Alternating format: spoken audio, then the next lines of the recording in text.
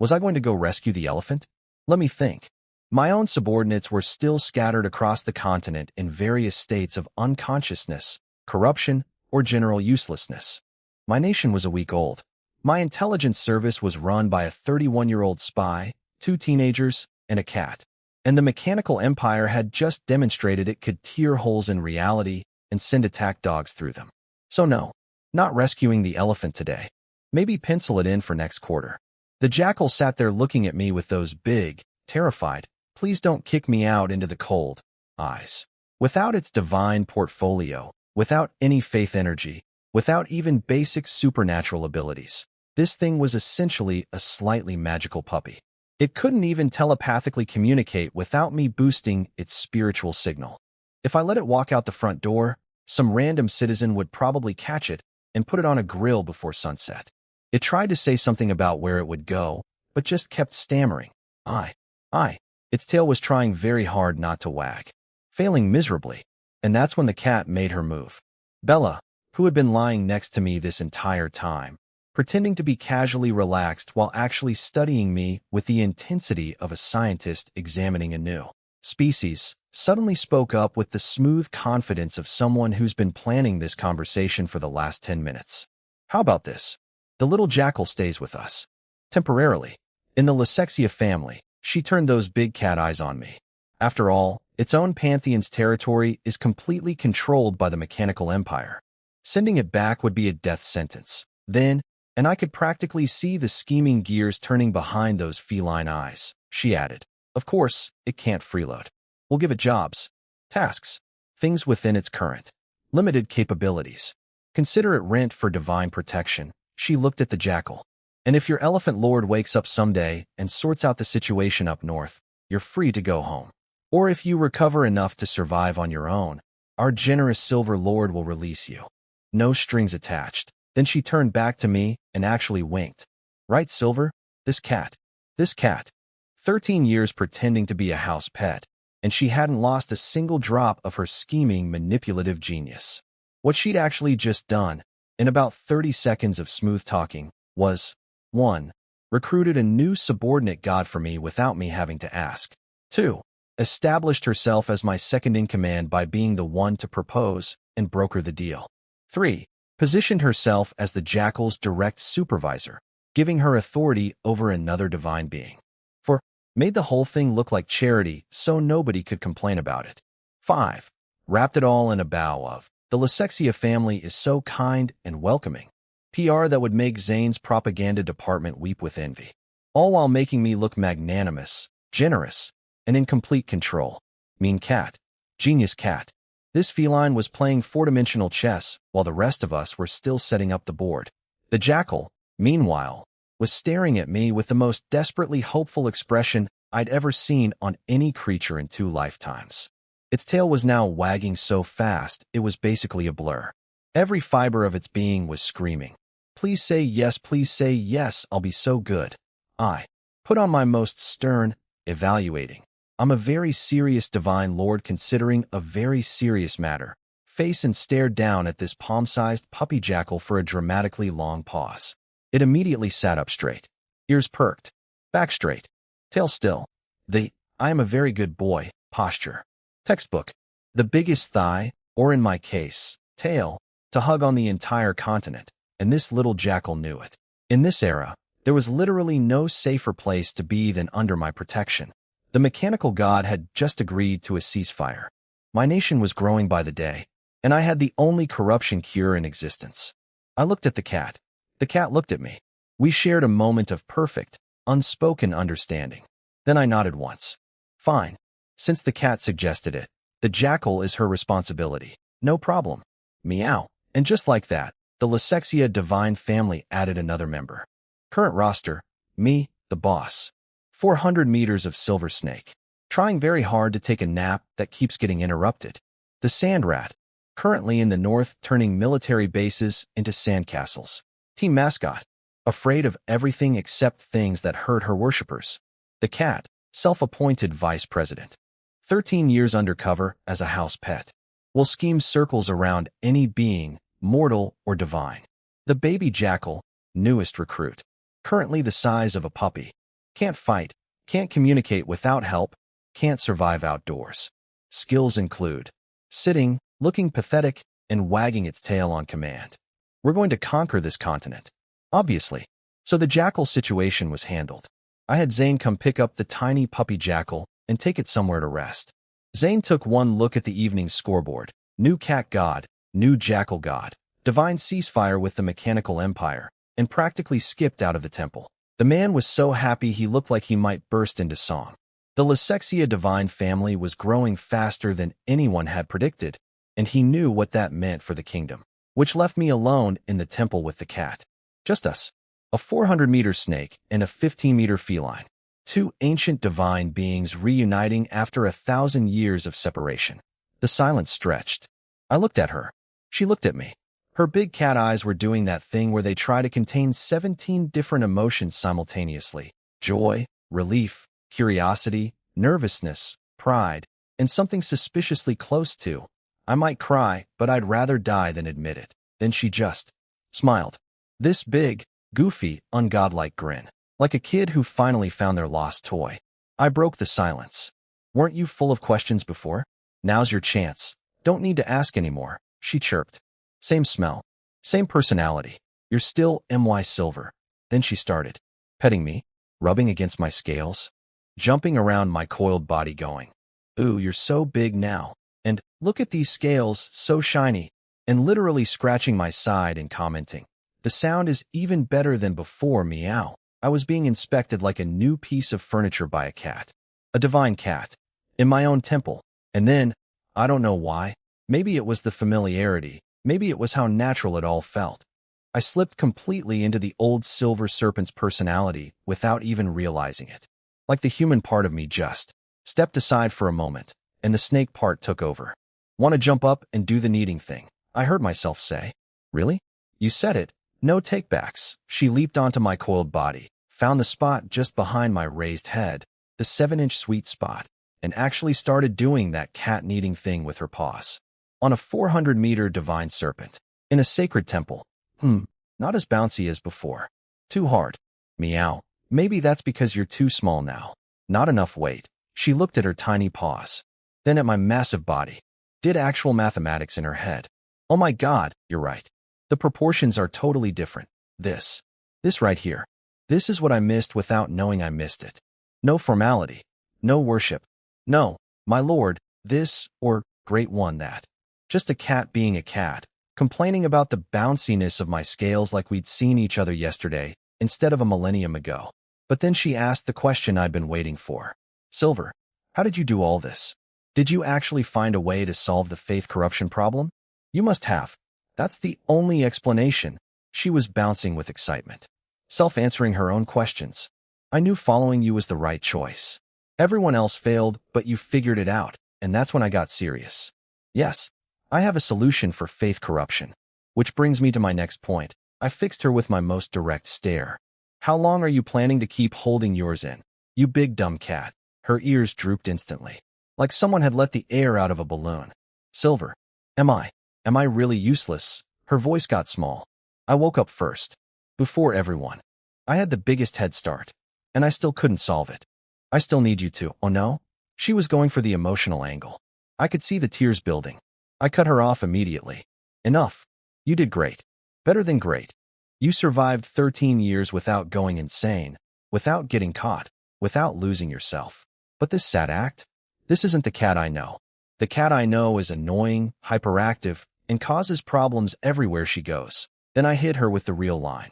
Now open up your spiritual defenses. I am not going to watch a cat have a psychotic break in the temple I just spent a week building. Her face froze mid-pout. Then she exploded. Meow. I take back everything nice I said. You've changed, Silver. You're worse than before. You're more terrible. I was so supportive. I always brought you the best food first. The best toys. And this is how you treat me. Full theatrical outrage. Fur puffed up. Tail bottle brushed. The works. I just stared at her. Stop acting. Stop playing. Stop stalling. Now, for words. She deflated like a punctured tire. Because no matter how much she liked to play around, when the boss gets serious, everyone gets serious. That was true 1,000 years ago, and apparently still true now. So she opened her spiritual defenses, and I went in with the Mobius ring. And you know what? Her corruption was actually much lighter than the sand rats or the jackals. Her clever trick of sealing everything in a spatial pocket dimension had worked remarkably well. Most of the nasty stuff was contained. It was still dangerous, still needed proper cleaning, but compared to what I'd dealt with before, easy mode. Although, the corrupted version of her divine portfolio was hilarious. Her music and dance portfolio, when corrupted, manifested as an overwhelming desire to make everyone watch her perform. Sing for her, dance for her, praise her beauty, worship her talent, cheer until their voices gave out, dance until their legs broke, applaud until they literally died from exhaustion. The corrupted cat god was basically a narcissistic pop star who'd kill her audience with mandatory encores. You will watch my performance, and you will love it, and you will not stop clapping until you are dead. I mean, even without the corruption, this cat was already pretty vain. The corruption just dialed it to 11, and then broke the dial. While cleaning her up, I got to thinking about faith corruption on a deeper level, and honestly, the more I understood it, the scarier it got. It's not just about negative emotions. The positive faith is also dangerous. When humans worship a beast god as their one true deity, even their love and devotion carries a hidden payload, the unconscious desire for the god to become more human, more like their idealized image. Over time, this pressure to conform erodes the beast's original identity. You stop being yourself and start becoming what they want you to be. And the negative faith? That's worse. Old believers who get sick and pray for healing that never comes. Faithful followers who watch their children die and curse the God who didn't save them. Devout worshippers who, in their final moments of suffering, transform all their accumulated love into concentrated hatred. Every prayer answered builds faith. Every prayer unanswered builds poison. And during the 1,000-year divine sleep, no prayers were answered, ever, for 1,000 years. Every single believer who suffered, who grew old, who died feeling abandoned, every last one of them added another drop of venom to the accumulated faith reserves sitting in their God's sleeping consciousness. 1,000 years of unanswered prayers. 1,000 years of suffering believers cursing the gods who abandoned them. That's what every beast god wakes up to. A swimming pool of liquid resentment where their power reserves used to be. No wonder they all go insane. The only reason I survived was the Mobius ring, processing and purifying everything automatically while I slept. Without it, I'd be just as crazy as the rest of them. Which raised another question I couldn't answer yet. Could other gods eventually develop similar purification abilities? Maybe. My silver portfolio already had basic purification at the weak divine power level. Other gods with the right portfolios might find similar tools at higher power levels. The ones who survived the corruption long enough to level up would eventually solve the problem naturally. Natural selection, divine addition. Survival of the least insane.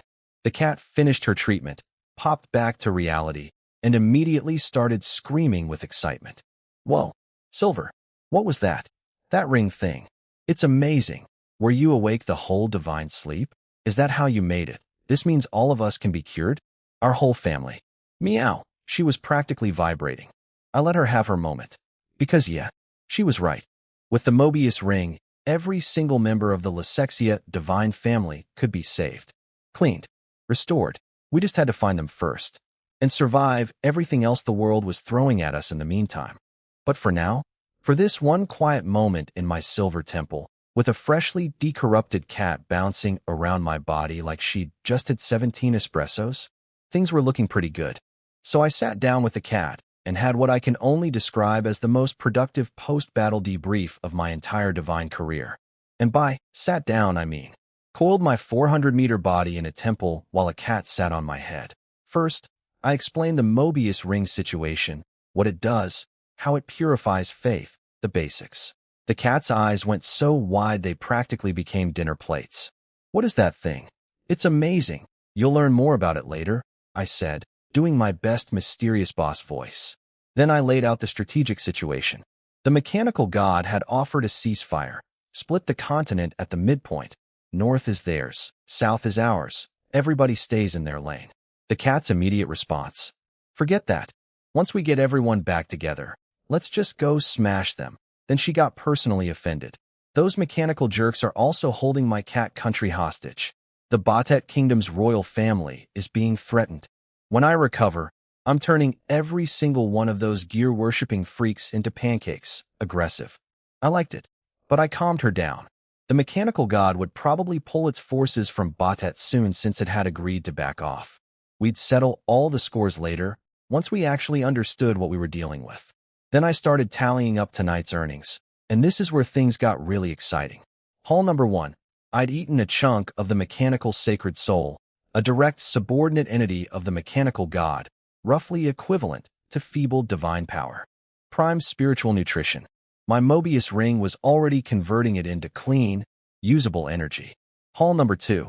The Black Jackal's corrupted faith reserves. The mechanical god had siphoned off most of it before abandoning the jackal, the greedy jerk. But what was left still amounted to roughly a third of what the sand rat had contributed. Not nothing. Haul number 3. The big one. The cat's 1,000-year faith reserves. This cat had been worshipped by the entire Batet kingdom for centuries. Cat shrines, cat temples, cat holidays, cat nobility. That's a lot of accumulated faith. Way more than the sand rat's desert following. After taking my 50% processing fee, she'd still have enough to jump straight to weak divine power. So I mentally added it all up. Sand rat's faith, still converting. Jackal's corrupted reserves. Sacred soul spiritual energy. Cat's massive faith stockpile. Plus the ongoing income from my 8+ million believers in Lysexia. I ran the projection through my enhanced spiritual prediction and froze. It was enough. It was enough. All of it together. It was enough to reach medium divine power. I literally had to double-check. Run the calculation again. Poke the Mobius ring and ask, are you sure? 25 days. I'd been alive in this world for 25 days. Not even a full month. And I already had everything I needed for another divine advancement. When I first woke up, I figured getting from weak to medium would take 3 to 5 years. I need to find multiple subordinate gods, slowly accumulate faith, build infrastructure. A long, grinding process. Instead, the mechanical god basically delivered everything to my doorstep like a divine meal service. Think about it. The sand rat. The mechanical empire's bishop lured her toward me with the bait plan. Without him, I might not have found her for months. The sacred soul and the black jackal. The mechanical god literally sent them to attack me, gift-wrapped in divine energy for me to eat. And the cat? She'd been hiding successfully for 13 years. If the jackal hadn't attacked my temple tonight, she never would have revealed herself. She'd still be sitting in a hotel room being cautious. Every single one of the mechanical god's schemes had backfired so spectacularly that it was almost artistic. This wasn't just failure. This was the kind of failure that historians write entire books about. The kind where every clever move makes things worse. I couldn't help it. I started laughing. The cat noticed. Silver? What's so funny? I told her everything. The complete timeline of the mechanical god's accidental charity program. She listened. Processing. And then, bah-ha-ha-ha, the cat lost it. Rolling on my scales, holding her stomach with both paws, tears streaming down her face. This is the funniest thing I've ever heard. There's someone this stupid in the world? Ah, she was gasping for air. I spent 13 years being terrified of the mechanical empire. I thought their god was this genius mastermind. And the whole time it was just, I can't. When she finally caught her breath, she wiped her eyes and said with perfect comedic timing, after all that build-up, it can't even carry Silver's tail. Carry my tail? What kind of expression is that? Whatever, moving on. There was one serious concern, though.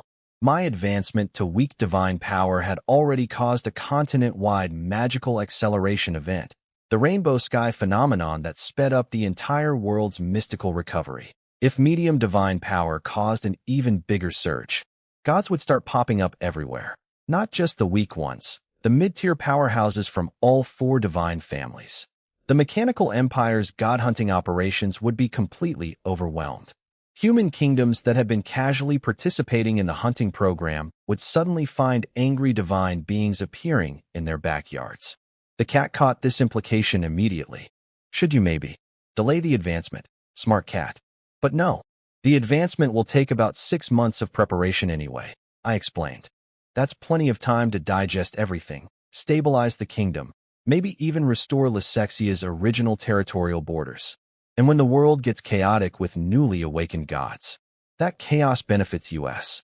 The more trouble the mechanical empire has to deal with, the less attention they can spare for us.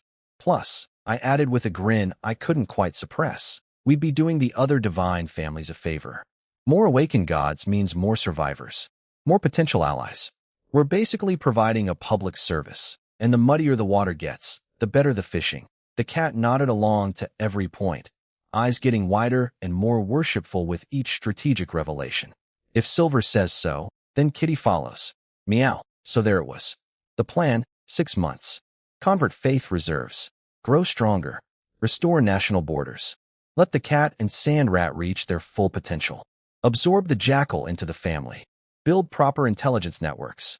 Establish diplomatic relationships. Then advance to medium divine power and watch the entire continent scramble to adjust.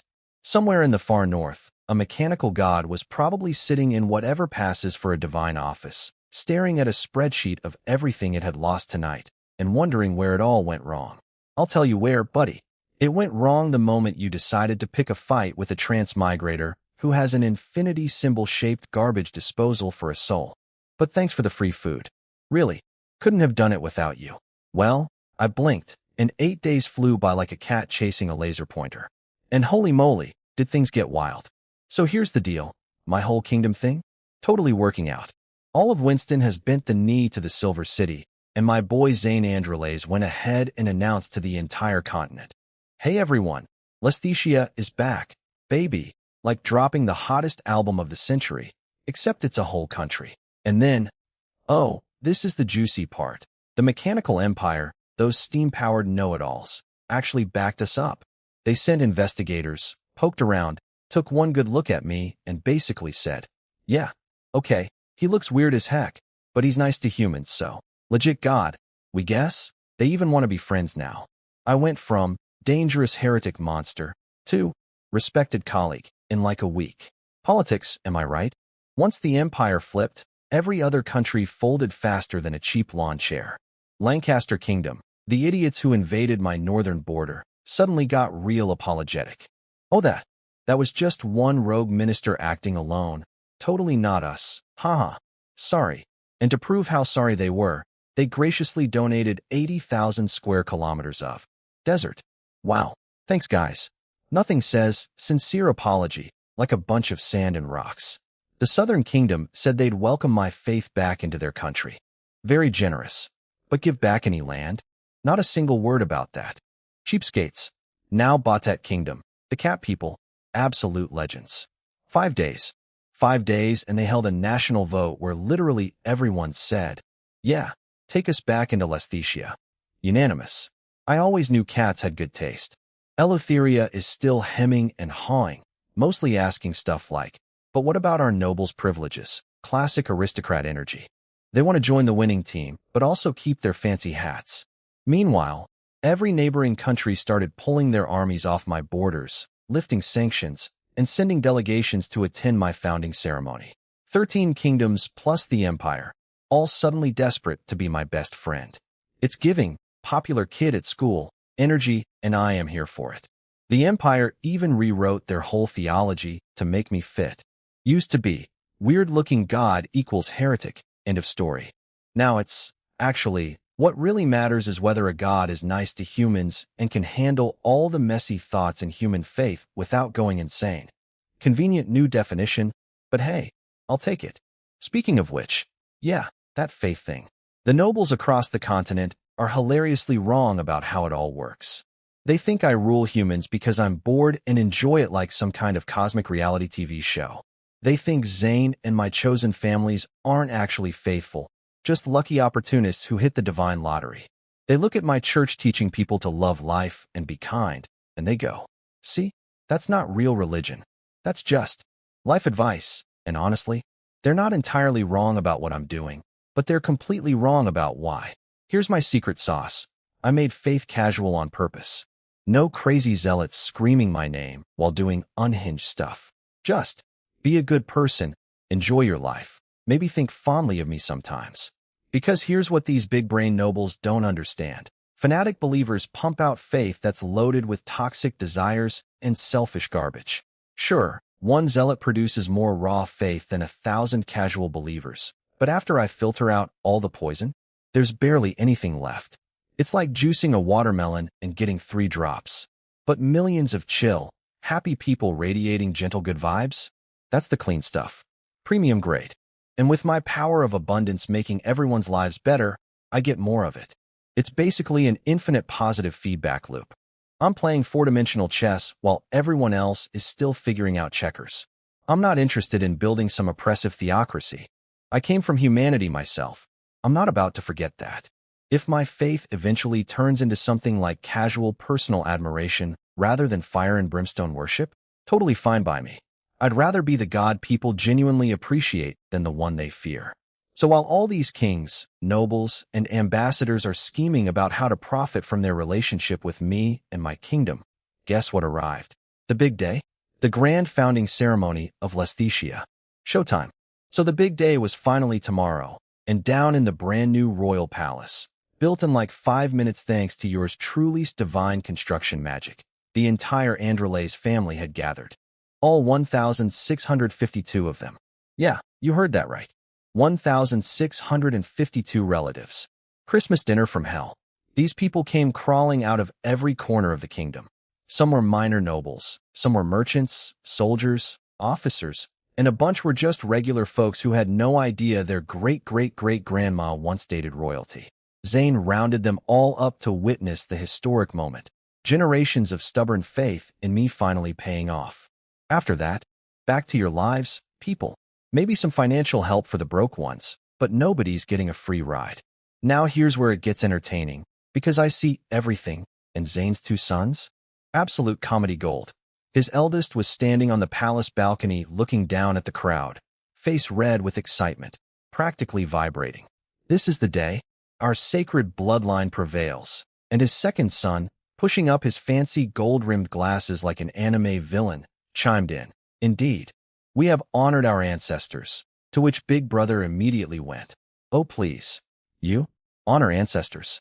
You literally ran away to study abroad, the second you found out the family secret. Took you years to come back. Glasses boy didn't even flinch. Just smiled that irritating smile and fired back. Rich coming from you, brother.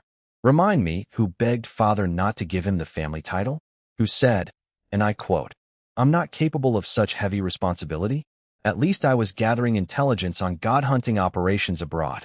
You've been playing ostrich with your head in the sand for years. Then he went for the kill shot. You were so scared by those reports of countries successfully killing gods that you refused every family duty, just so you'd have plausible deniability if everything went south. Coward's insurance policy, am I right? OUCH. I was watching this whole thing like divine popcorn entertainment. These 2 clowns had no idea their dad could hear every word from 100 meters away with his enhanced senses. Poor Zayn. He was walking upstairs with his daughter, in a perfectly good mood, chatting about light topics, and then his super hearing picked up his sons roasting each other on the balcony, and his mood just died. I could practically feel his soul leaving his body. Here's the thing about Zayn. When he found out the family truth, he was scared too. But he stepped up anyway. Took the title, shouldered the burden, became the man his bloodline needed. His sons? One ran away, one hid. Both absolutely useless. And the funniest part? These 2 idiots were clearly fighting because they both wanted to be the next king now that everything worked out. Now that Daddy's rebellion turned out to be a massive success. Suddenly, they're patriotic family men. The audacity. What they didn't know, what they couldn't know, was that their ship had sailed long ago. The moment they abandoned their responsibilities, they lost any claim to the throne. Zayn wouldn't allow it. The family elders wouldn't allow it. And me? I literally could not care less about those 2. They registered in my divine awareness as background noise. NPCs, furniture. But Zayn's daughter? Olivia? Now SHE was something. Nearly 30 years old, still single, had spent her entire adult life quietly running Zayn's secret religious operations. While her brothers were busy being cowards and running away, she rolled up her sleeves and got to work.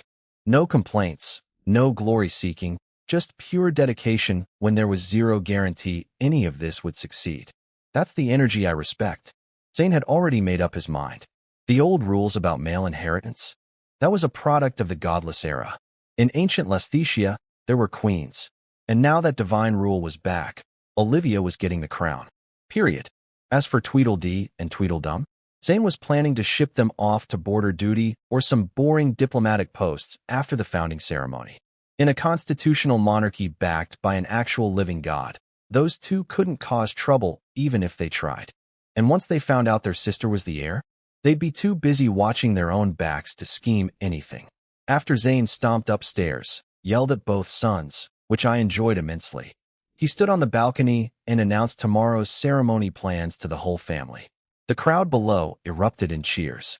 Olivia stood there watching it all with calm, steady eyes. Her two brothers were shooting her jealous glares from the side, and she treated them like they were invisible. Because that's what winners do. And she knew that I saw everything she'd done. Every sacrifice, every sleepless night, every moment of faith when faith seemed pointless. She was right. I did.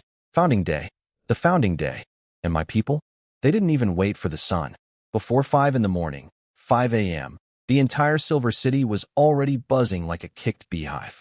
Every man, woman, grandma, and toddler was outside slapping up the new national flag on their houses. And I gotta say, I'm pretty proud of that flag design. Pure blue background, a ring of vines around the edges, and right in the center, a coiled white serpent holding a bundle of wheat in its mouth. That's me, baby. Looking majestic on every doorstep in the kingdom. Down in the common streets, people were losing their minds with excitement. Some guy just finished hanging his flag and immediately launched into a speech to his neighbors about how Lesthesia was going to be the continent's first constitutional monarchy, first God-ruled nation, equal rights for nobles and commoners, no more slavery, mandatory wages for servants, civilian courts in every city, and traveling courts for the countryside. One skinny young dude was practically hyperventilating. New laws every single day. The kingdom newspaper is packed. It's almost too much to keep up with, but it's all good stuff for us. Then some worried guy piped up. But will the greedy nobles actually accept this? What about rebellions? And this random 14-year-old kid, absolute savage, just went. Pfft. What are they gonna do? Those nobles lost their armies and their lands ages ago. Even if one of them tries to rebel, his own people would chop his head off and deliver it to City Hall the next morning. History is moving forward whether they like it or not. And the only thing powerful enough to stop progress? Gods. And guess what? Our God is on our side. Everyone just stood there stunned. Kid dropped a political science thesis in the middle of a street party. I was genuinely impressed. Someone give that boy a scholarship. Then the bell tower boomed, and the entire neighborhood erupted into a sprint towards Central Avenue. People were shoving, running, screaming about getting good spots. Apparently, some folks had been camping on the street overnight to claim viewing positions. Dedication. Now, over at the VIP observation stands near my mountain, that's where things got funny. Little Princess Mia was sitting there looking absolutely miserable. See, Batet Kingdom's royal family had arrived 2 days ago, and they caught their runaway princess red-handed at the foreign delegates' housing. What followed was apparently a legendary family lecture session. Mom and Dad, why didn't you tell us about the cat god? We could have arranged safe transport. Siblings, you don't trust your big brother? Your sister? Your other sister? Everyone was pretending to be hurt, but Mia, sharp kid, knew they were actually mad about missing out on the brownie points of delivering Bella to me. Classic royal family politics. And Bella? That fluffy traitor promised to take Mia to meet me and then just vanished for days. 0 cat sightings. Complete ghosting. Mia was sitting there muttering under her breath like an angry tea kettle. Stupid cat. Liar cat. Music and dance goddess my butt, more like goddess of fraud. I couldn't help but find it adorable. Then, plot twist, someone tapped Mia's shoulder in the dim pre-dawn light.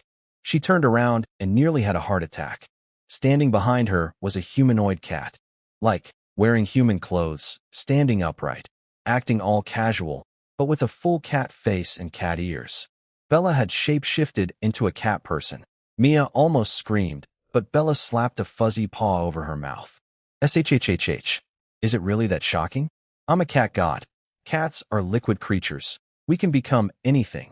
Mia's eyes were the size of dinner plates. How? Is this because the snake god healed you? Bella preened like she'd just won an award. Partly. But the human form is my special technique. Impressed? Want to worship me again? Because if you miss this chance, OWWW. Stop. What are you doing? Because Mia, being Mia, immediately grabbed one of Bella's soft paws with one hand and started pinching a cat ear with the other. They broke into a full wrestling match right there on the VIP stands. Bella had to yank them both into a pocket dimension so nobody would see a princess fighting a cat person at a national ceremony. When they popped back into normal space, Mia was sitting innocently in her seat, and Bella had vanished again. Those two, I swear. Finally, the sun came up properly, the bells rang again, and Zayn took the royal stage looking like the most triumphant man alive. He delivered his founding speech with the energy of someone who'd been rehearsing in the mirror for 1,000 years. And then, showtime. A voice rang out in the mind of every single person in the city. Not through speakers, not shouted, directly beamed into their consciousness. A bright, chirpy, girl-like voice that could only belong to one particular feline deity. The Lesthesia founding ceremony has officially begun. Citizens of the Silver City, please welcome our great Lord of gods, the magnificent god of abundance and silver, as he uses his divine power to spruce up Central Avenue for the occasion. Let's welcome the heroes who made this restoration possible, and the performers, and everyone. Start cheering. Start celebrating. The grand founding ceremony starts now. Bella was emceeing my kingdom's founding ceremony. A cat was hosting my country's most important historical event. You know what? I wouldn't have it any other way. The moment Bella's voice hit every brain in the city, the crowd went absolutely bonkers. Was that a god? It's a girl's voice. Gods don't have genders. Shut up. Where is she? Probably near the mountain. Genius. You think a deity is going to stand next to you? Meanwhile, I had my own job to do. Bella announced that the great lord of all gods, yeah, that's me, no big deal, would be decorating Central Avenue. So I did my thing. I liquefied the outer layer of my silver mountain and sent a river of living silver flooding down the street. Within about a minute, the entire 4-kilometer avenue was covered in this thin, shimmering layer of liquid silver that rippled and glowed like moonlit water. Soldiers standing on it could feel it lapping at their boots like a cool stream. And immediately, I mean within seconds, people started trying to steal it, scooping it up with their hands, trying to cup it, grab it. But my silver isn't stupid. The moment anyone tried to lift it off the road, it would slither through their fingers like mercury, turn into flying threads, or dissolve into tiny particles and zip right back into the avenue.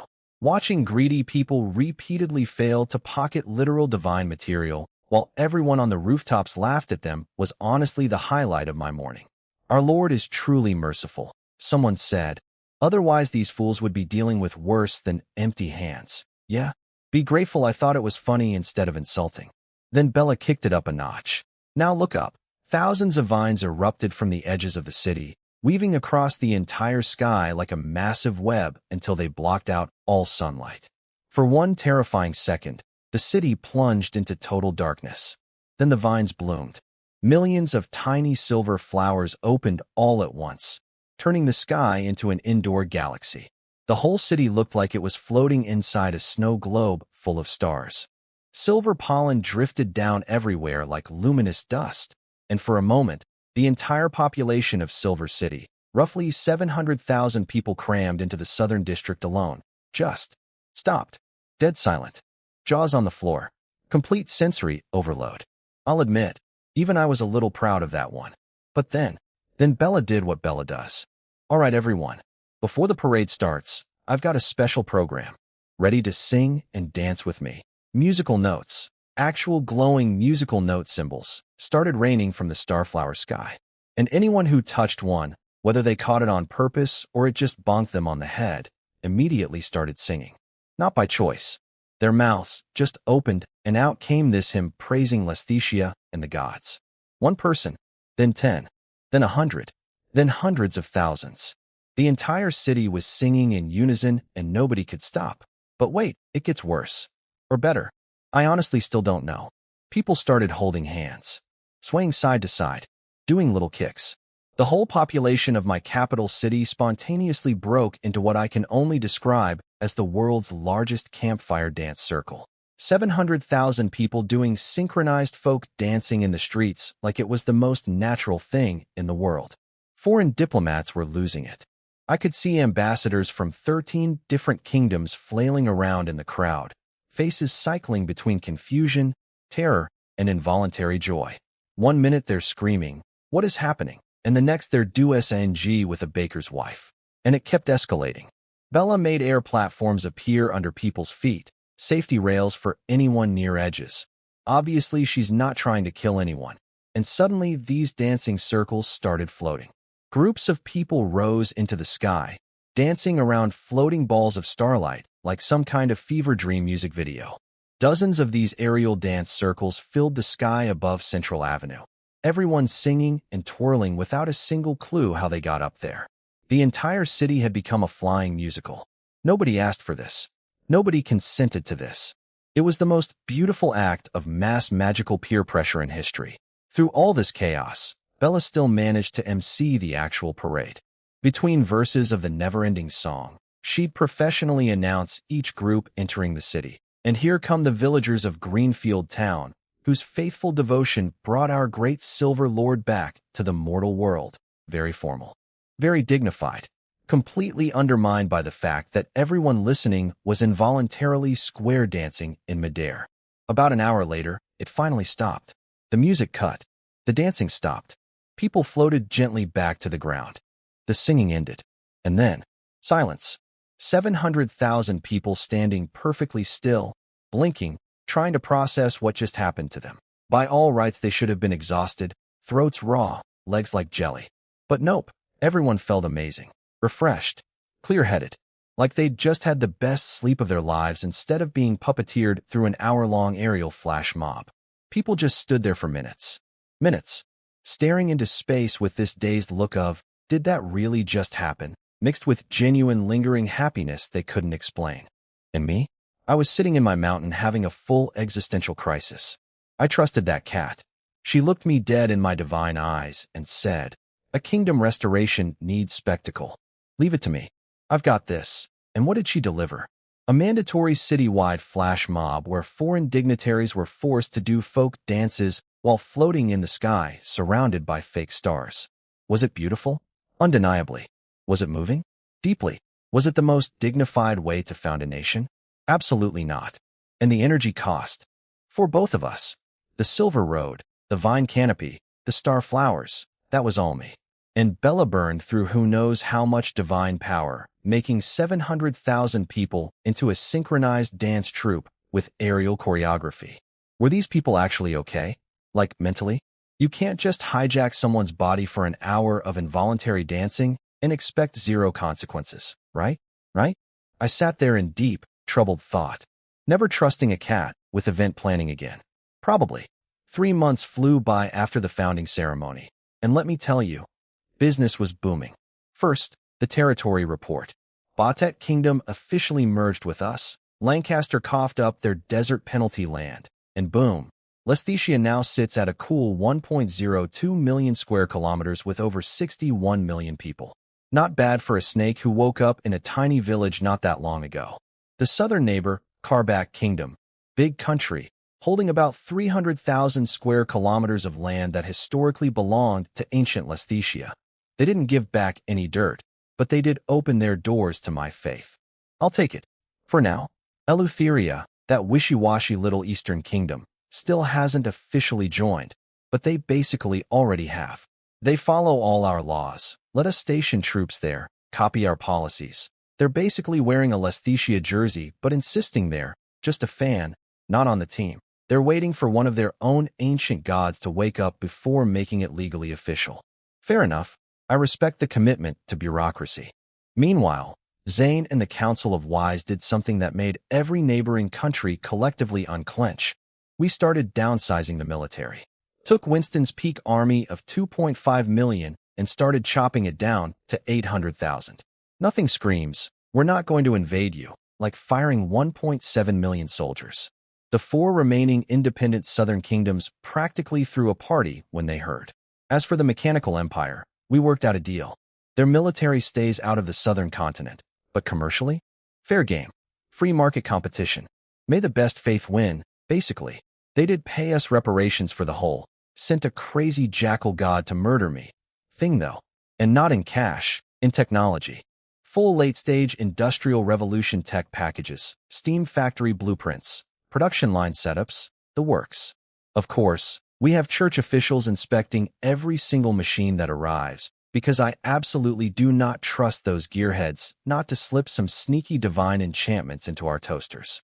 Silver City itself was getting a massive makeover, tearing down cramped old buildings, replacing them with taller, more spacious ones, free housing for displaced citizens.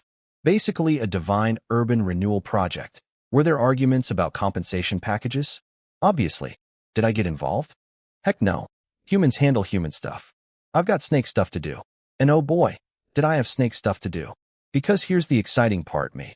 I got huge. Remember that psycho jackal god's corrupted essence? Completely digested. And my Mobius ring spit out two sealed divine authorities from it. Shadow and Ambush. Shadow lets me merge completely with darkness, basically invisible at night. And Ambush. If I'm hidden, undetected, no witnesses around, I can do a short-range flash teleport and hit something with massively amplified armor-piercing force. Combined together, these two powers are actually a killer assassination combo. No wonder that Jackal was dangerous, in theory. In practice, that idiot showed up to fight me by riding a giant space rip in broad moonlight above my temple. The sneakiest ambush predator in divine history chose to announce himself like a fireworks display. Genius. Absolute genius. To be fair, he was completely insane at the time and could barely think straight, so I can't blame him too much. But still, what a waste of perfectly good stealth powers. I'm keeping both authorities in storage for now. Maybe I'll give them back to the Jackal someday if he behaves, or find someone else worthy. But the Jackal's essence was just the appetizer. Over 3 months, I also fully absorbed the clock spirit's power, all of the sand rat's accumulated faith, and about a third of Bella's faith stockpile. The Mobius ring was working overtime converting everything, and honestly, it was converting faster than I could grow, so I had a massive backlog of purified power just sitting there waiting to be absorbed. The results? I went from 400 meters long to over 740 meters. 740 meters. That's roughly 240 stories tall if I stood straight up. My body is now about 25 meters in diameter, wider than an entire apartment building. I'm not a snake anymore. I'm a geographical feature, an aircraft carrier with scales, a living subway system. My own temple is starting to feel cramped, and let me tell you, that mountain is not small. Based on my estimates, medium divine power corresponds to roughly a 1,000-meter body. I'm closing in fast. Almost there, I whispered to myself. Almost there. On the faith front, over 100 million casual believers now. These aren't hardcore devotees, just regular people across multiple countries who know I exist and feel some degree of respect. The quality per person is pretty meh, but the volume? Absolutely insane. The sheer quantity of casual faith flowing in is enough to cover all my daily divine activities and spellcasting without touching my reserves. It's like having a million people each tossing a penny into your jar every day. Individually worthless, collectively a fortune. So I dove back into deep meditation, pushing toward medium divine power with everything I had. But of course, because the universe apparently hates letting me nap in peace, trouble was brewing. 2 new beast gods woke up on the Western continent. 2. In just 3 months. One popped up in Mechanical Empire territory and got hunted down immediately. Those guys are scarily efficient at god-killing, I'll give them that. But the second one appeared right on Lancaster Kingdom's coastline. And this one? Lancaster was not handling it well. In fact, they were tearing themselves apart over it, facing both a brutal fight against the awakened god and internal political fractures. Can I please, just have one quiet growth period without some new crisis exploding on my doorstep? That I already knew the answer to that. Meanwhile, down at church headquarters, Andrew was drowning in paperwork. The old man was nearly 70, but looking younger by the day, hair turning from white back to black, energy levels through the roof. Being my divine favorite has its perks. Too bad the perk came with approximately 10,000 administrative headaches. Because building a national church from scratch is apparently the most boring form of divine service imaginable. Now here's the thing about my priesthood situation. We'd gathered somewhere between 10,000 and 100,000 people claiming to be descendants of the ancient priestly bloodlines. Some of them were legit, some were questionable. And several rival branches of the Castellana family were still arguing with Andrew about who was the real main bloodline. Priestly family drama. It's like regular family drama, but with holy blood tests. Oh yeah, I gave Andrew a cheat code for that. My blessing of abundance can literally test bloodlines. Mix some confirmed priest blood with a candidate's blood and boom, divine paternity test. No more Ipovich needed. But the really cool thing I gave Andrew was faith vision. The man can literally see people's belief levels. Every person has these little threads of faith floating above their heads, connecting them to me, and Andrew can read them like a spiritual mood ring. No thread, or flickering broken ones. Non-believer or casual fan. Thin continuous thread, shallow believer. Thicker, brighter, deep believer, and so on up the scale. Using this, Andrew personally recruited over 500 clergy members, all shallow or deep believers. Not a single truly devout one among them. Which honestly, totally expected. See, here's my hot take on faith that most gods would probably disagree with. Genuine belief is hard. Like, stupidly hard. Humans are emotional yo-yos. 1 minute someone's crying tears of devotion ready to die for you, and 5 minutes later they're thinking about lunch and wondering if this whole divine service thing was a hasty decision. You can get a shallow believer to charge into battle for you with a good speech and some peer pressure. But take away the speech, the crowd, the adrenaline, they'll switch gods faster than people switch streaming services. Real devotion, the kind that sticks, means weaving faith into every fiber of your daily life until it's as natural as breathing. That's what produces true servants. And beyond those are the fanatics, and beyond them, saints. Saints are, honestly, kind of terrifying. They've basically deleted most of their human emotions and desires. Their entire reason for existing becomes their God. They'll preach for you, kill for you, end the world for you if asked. They're basically divine remote control puppets wearing human skin. Most gods love saints.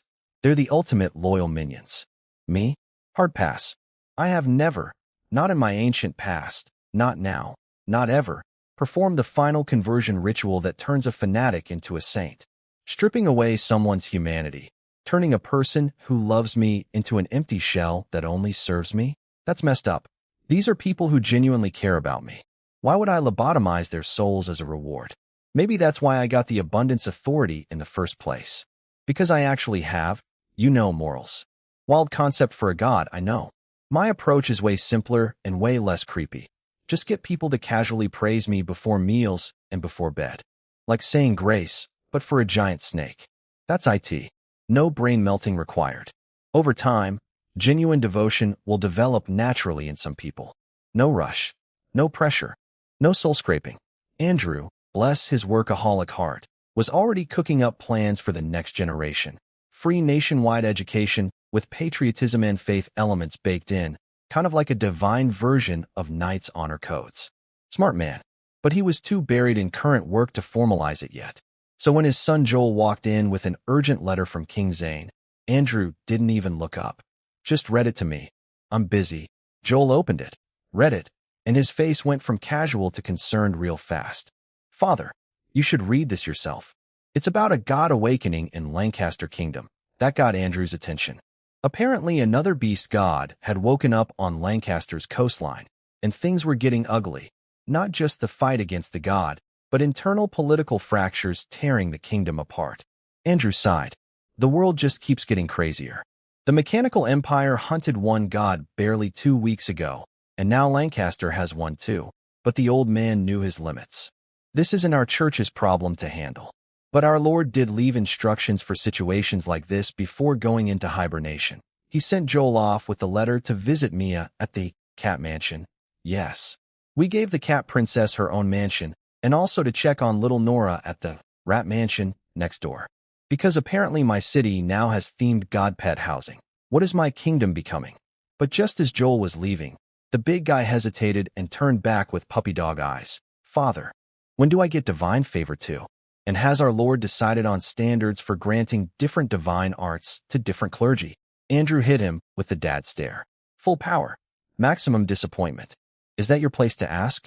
Our Lord has his own plans. And Deacon Joel, remember your position and responsibilities.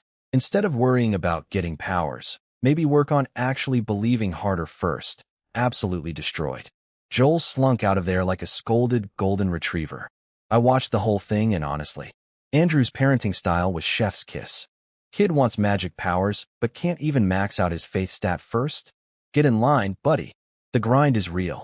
So while I was deep in my divine power nap, things were happening at the cat mansion. And by things, I mean Bella was being Bella. Joel, Andrew's 40-something-year-old son, showed up with Zane's urgent letter about the crab god situation in Lancaster. He found Bella in her small cat form, lounging in a sunbeam at the mansion window like she didn't have a care in the world. Mia was there too, reading the letter out loud to her royal feline laziness. Crab god of tides and coastal waters? Bella yawned. Big crab? Yeah, I vaguely remember that guy. He was one of the bear god's underlings. Met him a couple times at the old Divine Alliance summits 1,000 years ago. Not exactly memorable. Then she licked her lips.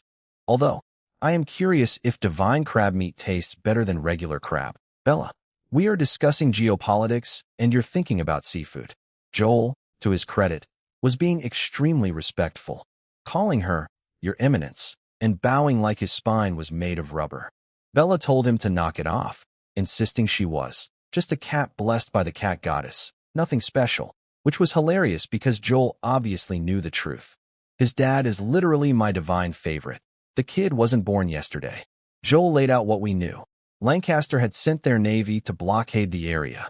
2 clashes already, both ugly for the humans. The crab god kept diving into the ocean for safety and then popping back up to raid their fleet and even attacked a port city. Got injured and pushed back eventually, but was still out there causing problems. The Mechanical Empire's churches in the area may have helped with defense, but the Empire itself wasn't making any big moves. Oh, and the crab god was only about 12 or 13 meters, way smaller than the legends described. Then Bella started doing what Bella does best, being annoyingly smarter than everyone in the room. Don't you humans see the problems with this story? She purred, stretching out a paw. Joel went into thinking mode. First, Bella continued, every southern kingdom attended our founding ceremony. They know Lesthesia opposes god hunting. After seeing US succeed, there must be people in Lancaster who want to welcome their own god back.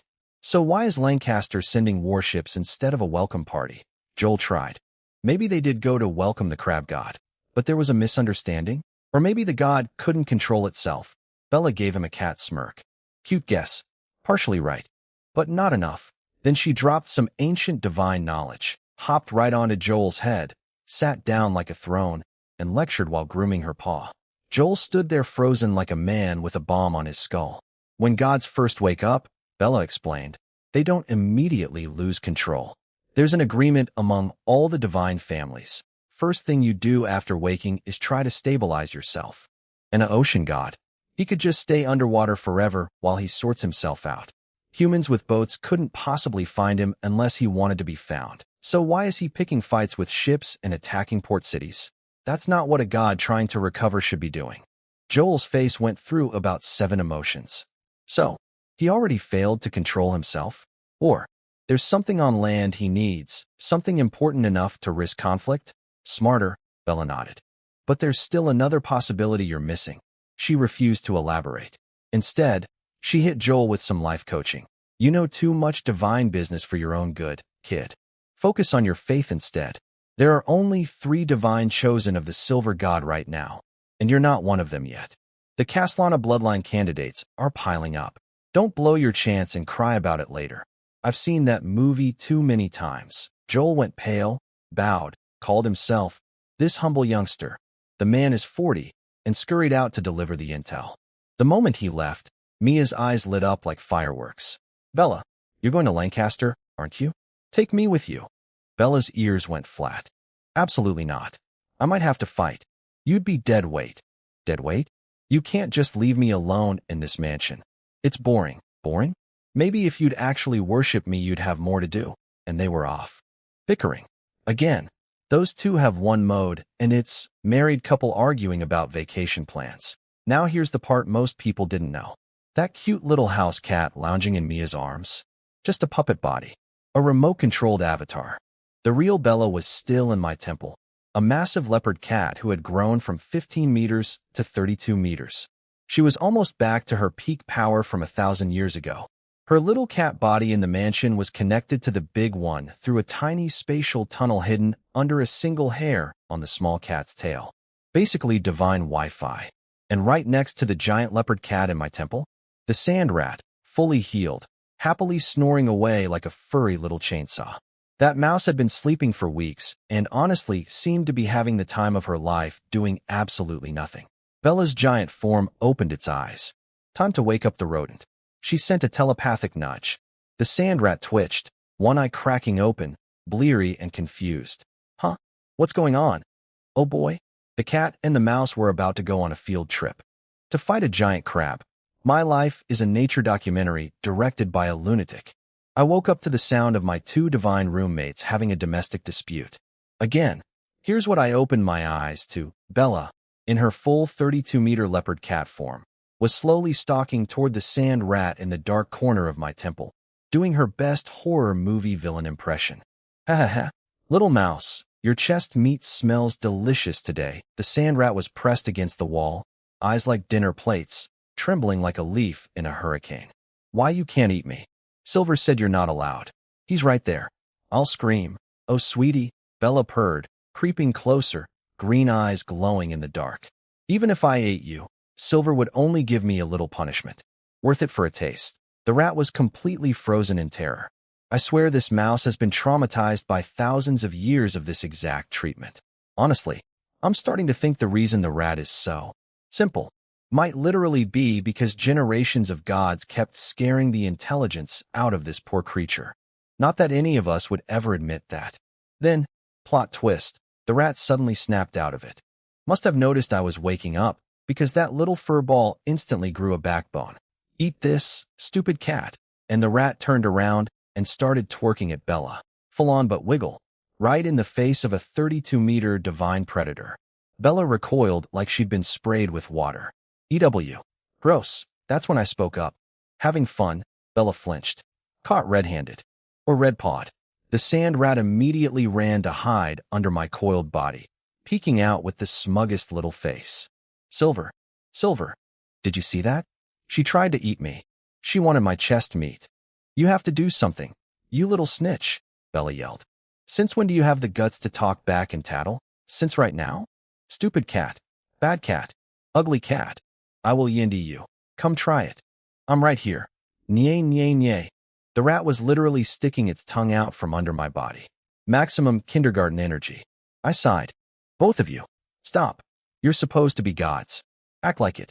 And Bella, stop terrorizing the mouse. I'm genuinely starting to think you broke his brain centuries ago. The rat looked triumphant for exactly 1 second before the words registered. Wait. Silver. Did you just call me stupid? If the shoe fits, Bella snickered. You're both bullying me. I'm going home. Back to the desert. Back to my servants. I don't want to sleep next to you meanies anymore. The rat started throwing a tantrum, which I stopped instantly by just staring at it. One long, silent look with my vertical pupils. The rat froze, sat down, became the most well-behaved little creature you've ever seen. Works every time. Anyway, after the comedy hour, we got down to business.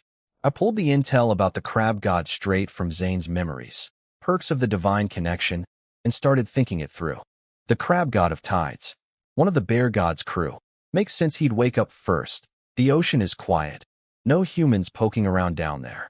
Good environment to deal with faith toxicity and peace. But his current behavior is strange, Bella agreed. That's why I wanted to take the mouse and go investigate. I was trying to do it without bothering you. But, she glanced at the rat sheepishly. Excuse me, the rat squeaked indignantly. You didn't explain anything. You just showed up, threatened to eat me, and said, come do stuff with me.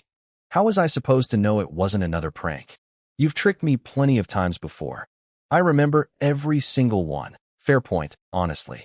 I thought about the team composition. Bella was great at stealth, spatial tricks, and support, But head-on combat against a water-dwelling crab god? Not her strength. The sand rat could add some muscle. Together they'd be decent. But fighting something in the ocean. What about the jackal? Bella asked carefully. I shook my head. Not ready. Still recovering, and I need more time observing him. I've already assigned him to work with Zane's daughter Olivia on the secret cult operations. Secret cult? Bella looked confused. Fair. She didn't know about the shadow side of kingdom management. See, every country needs people who handle the dirty work. Our official intelligence agency was already exposed during the revolution. Too many public faces now. But Zane's old underground religious network? Perfect cover for covert ops. Assassinations, infiltration, tracking down enemies. All the stuff a righteous divine kingdom can't be seen doing publicly. First priority, finding the old Winston royal family and their noble allies who vanished into thin air after we took over. Those people disappeared so thoroughly that Zane suspected they might have fled to the mechanical empire. The Jackal's shadow and ambush abilities made him the perfect asset for that kind of work. So off to the Secret Service he went, which left me with no backup options for the crab situation. I sighed. Fine. You two go. Scout it out. Don't start anything big. If things go sideways, use the Mobius ring imprint in your spirits to call me. Then I added, more seriously, be careful. I'm getting the feeling that our world has threats beyond just the mechanical empire. I hope I'm wrong. But if something feels off, run first, ask questions later. Got it, Bella nodded. Whatever Silver says, the rat chirped obediently. And just like that, I was sending a cat and a mouse on a buddy cop mission to deal with a giant divine crab. If someone had told me this would be my life when I first woke up in that little village, I would have gone right back to sleep for another 1,000 years. So the plan was set, divide and conquer. Cat takes the sea route, mouse takes the land route. Classic buddy cop split. Bella decided to bring Mia along on a naval expedition through the western seas, using Bastet's, the Batet Duchies, navy. Yeah, Batet got downgraded from kingdom to duchy after merging with us. Their royal family went from kings to dukes. But honestly, they got a sweet deal. We only took their military command. They still basically govern themselves.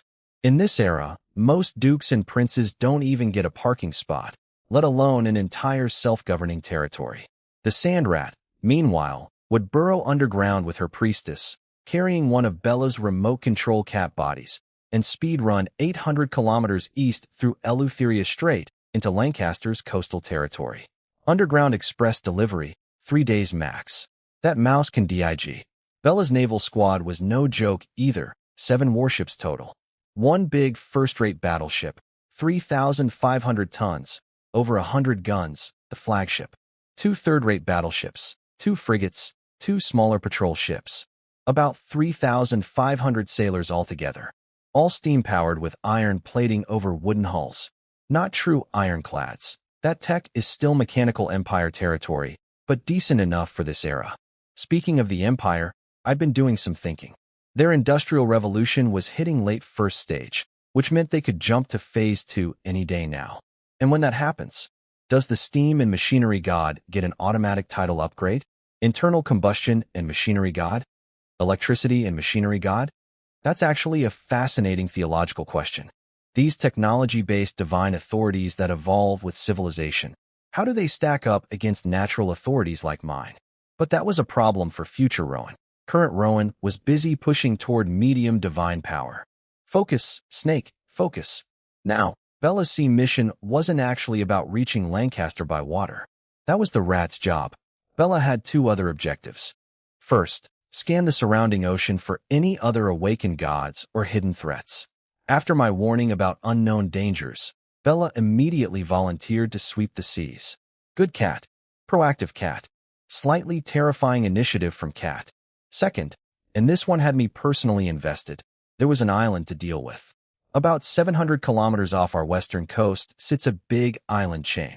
Main island, 25,000 square kilometers. Total with satellite islands, over 80,000 square kilometers. And here's the thing, those islands are mine. Ancient Lesthetia territory. I literally had people relocated there 1,000 years ago to give one of my divine subordinates, a mudskipper god called the God of Shallows and Whirlpools, their own little faith territory.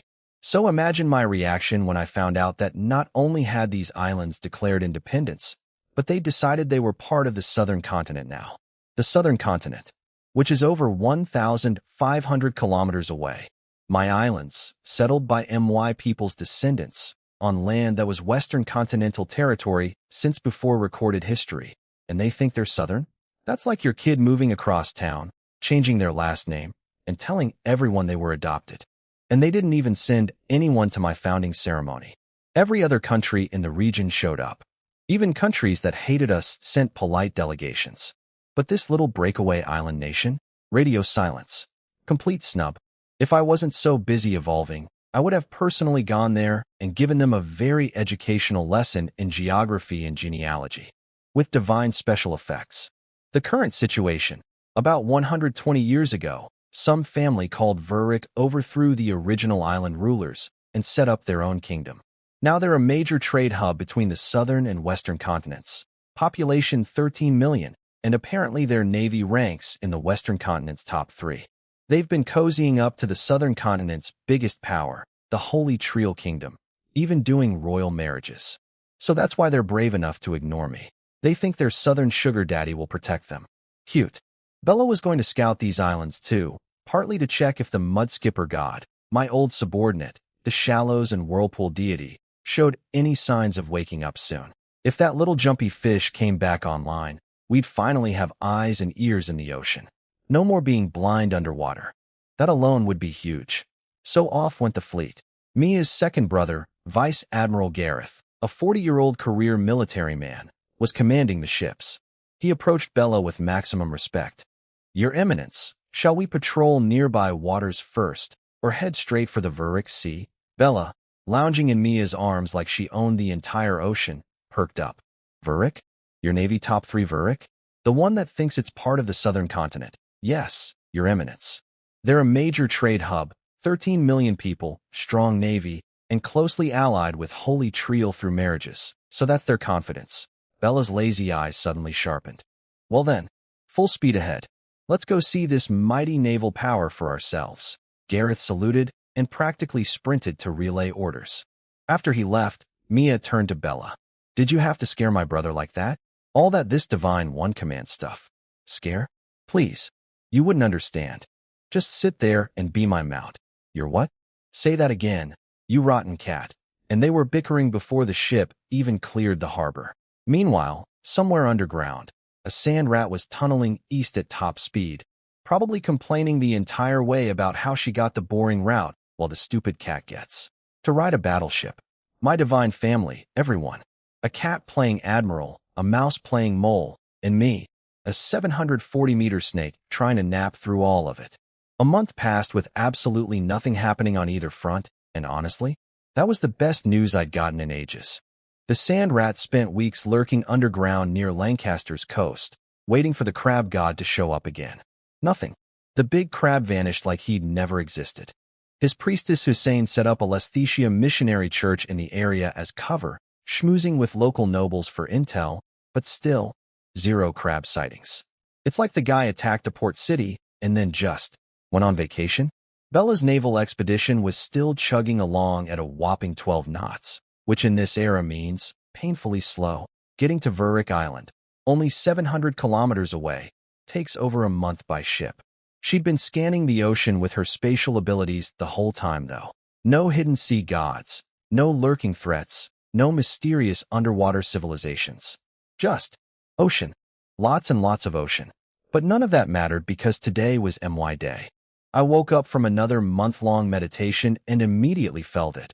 I'd hit the absolute ceiling of weak divine power. My body, 1,135 meters long. 1,135 meters. Average body diameter, 46 meters. That's wider than a jumbo jet is long. If I draped myself over a mountain, people in the next country would need therapy. And here's the funny part. My temple was getting embarrassingly small. The walls were only 80 meters tall. My body was nearly half that width. It's like a bodybuilder trying to live in a dollhouse. The temple I'd just built was already obsolete. Classic home renovation timing. But then I had a thought. A brilliant thought. Why was I hiding inside a temple at all? This is a world where gods and humans live together. I'm a real god in a real kingdom. Why am I crouching inside a building like I'm embarrassed about my size? That's like Superman hiding in a phone booth permanently. What if I just wrapped myself around the mountain, out in the open, for everyone to see? Picture it. Visitors arrive at Silver City, and some proud citizen points at the city center where a massive white serpent is coiled around a 600-meter mountain, head disappearing into the clouds, scales gleaming in the sunlight, and says, "See that? That's our god. Pretty cool, right? I mean, that is pretty cool, right?" Plus, practically speaking, I needed somewhere to rest my increasingly ridiculous body anyway. Might as well forge a giant silver pillar to coil around and make it my throne. Functional and dramatic. Form meets function meets divine flex. And honestly, was I worried about humans disturbing me? Would a human stop to listen to ants walking? At my current size, people could shoot cannonballs at me and I probably wouldn't feel a tickle. Decision made. Time to break through to medium divine power. Right now, the cat and mouse were both safe. Nobody was in trouble. The kingdom was stable. Perfect window. Would my breakthrough trigger another massive celestial event and wake up a bunch of other gods? Probably. Did I care? Not anymore. Any gods that woke up would be puny, weak divine power newborns. I'd already be medium divine power. Miles ahead. Let them wake up and marvel at how far behind they are. As for the mechanical god, that threat existed whether I broke through now or later. No point being scared of a fight that's coming regardless. Might as well be stronger when it arrives. So I opened the vine canopy of my temple, letting sunlight flood in for the first time in months, and raised my head high above the mountain. For one quiet moment, I looked out over all of Silver City, my kingdom, my people. Then I summoned my three favorites. A giant plant root erupted from the ground beneath the royal palace and launched Zane into the sky like a medieval elevator. 2 breaths later, he was standing below my head, wind whipping his clothes. Another vine shot up from the church district, delivering Andrew, and, oh look, Maggie the lovable dummy had come back to the city. My lord, Zane bowed deeply. My lord, Andrew followed. Wow, Mr. God, you're awake, Maggie waved enthusiastically. Never change, Maggie. Never change. I looked down at my 3 tiny humans and gave them their mission. Today is going to be significant. For me, for you, for all of Lesthesia. Your job is simple. Keep everyone in Silver City calm. No matter what you see, even if the earth shakes and the sky changes, don't panic. Just take care of the people. Can you do that? Zane and Andrew went from confused to electrified in about half a second. They clearly figured out what I was about to do. As long as Zane lives, Silver City will not fall. With your divine protection, Andrew will not fail you. Then Maggie, precious, clueless Maggie, looked left, looked right, saw the other 2 being dramatic, and immediately puffed out her little chest. Mr. God, don't worry. If Grandpa King and Grandpa Village Chief can do it, Maggie definitely can too. Maggie promises to complete the mission. Maggie won't let anyone get hurt. Zane and Andrew both cracked up. Even I couldn't help laughing. Those snake faces don't really show it. Good. Very spirited. I believe you, I told her. And I believe your 2 grandpas too. Now stop being so stiff, all of you. Get ready. They bowed and spread out across the mountaintop, facing the city below. My 3 guardians. A king, a pope, and a girl who still called me Mr. God. Then I reached deep inside myself, connected to the Mobius ring, and pulled. And in an instant, no warning, no vines, no thunder, no dramatic buildup. The sun simply vanished. Day became night. The entire world went silent. Every single person in Silver City looked up at a sky that had been blazing with sunshine 1 second ago and was now pitch black. Showtime. Okay, let me try to describe what happened next, because even I wasn't fully prepared for how extra my own breakthrough would be. First, I killed the sun. Not literally. I just blanketed everything in a 50-kilometer radius with divine night. The darkness was deepest right over Silver City and faded out at the edges. Then I popped up a massive silver moon right next to the city. Not the real moon, my moon. A giant glowing silver disk that kept growing bigger and brighter until it looked like you could reach out and touch it from the rooftops. People were screaming. The moon falling. We're all gonna die. Calm down, it's obviously a miracle. Classic crowd reactions. 10 out of 10 entertainment. Then the ground started rumbling. Deep underground, thousands of new mineral veins and earth channels were racing towards Silver City from every direction, connecting to my mountain like roots feeding a tree.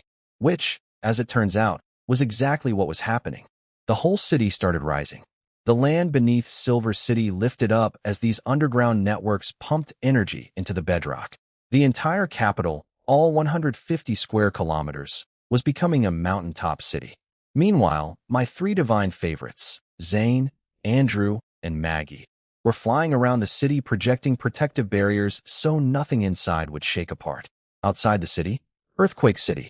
Inside, smooth as glass. They nailed it. Then came the big moment. A massive silver pillar, 1 kilometer in diameter, erupted from the center of my mountain and shot toward the sky. I coiled around it, riding it upward, climbing toward that giant silver moon. My scales started glowing with transparent light patterns as my silver authority resonated with the moonlight above. And then my abundance authority kicked in. Where my body touched the pillar, green light spread. Fast, like spilled paint across a table.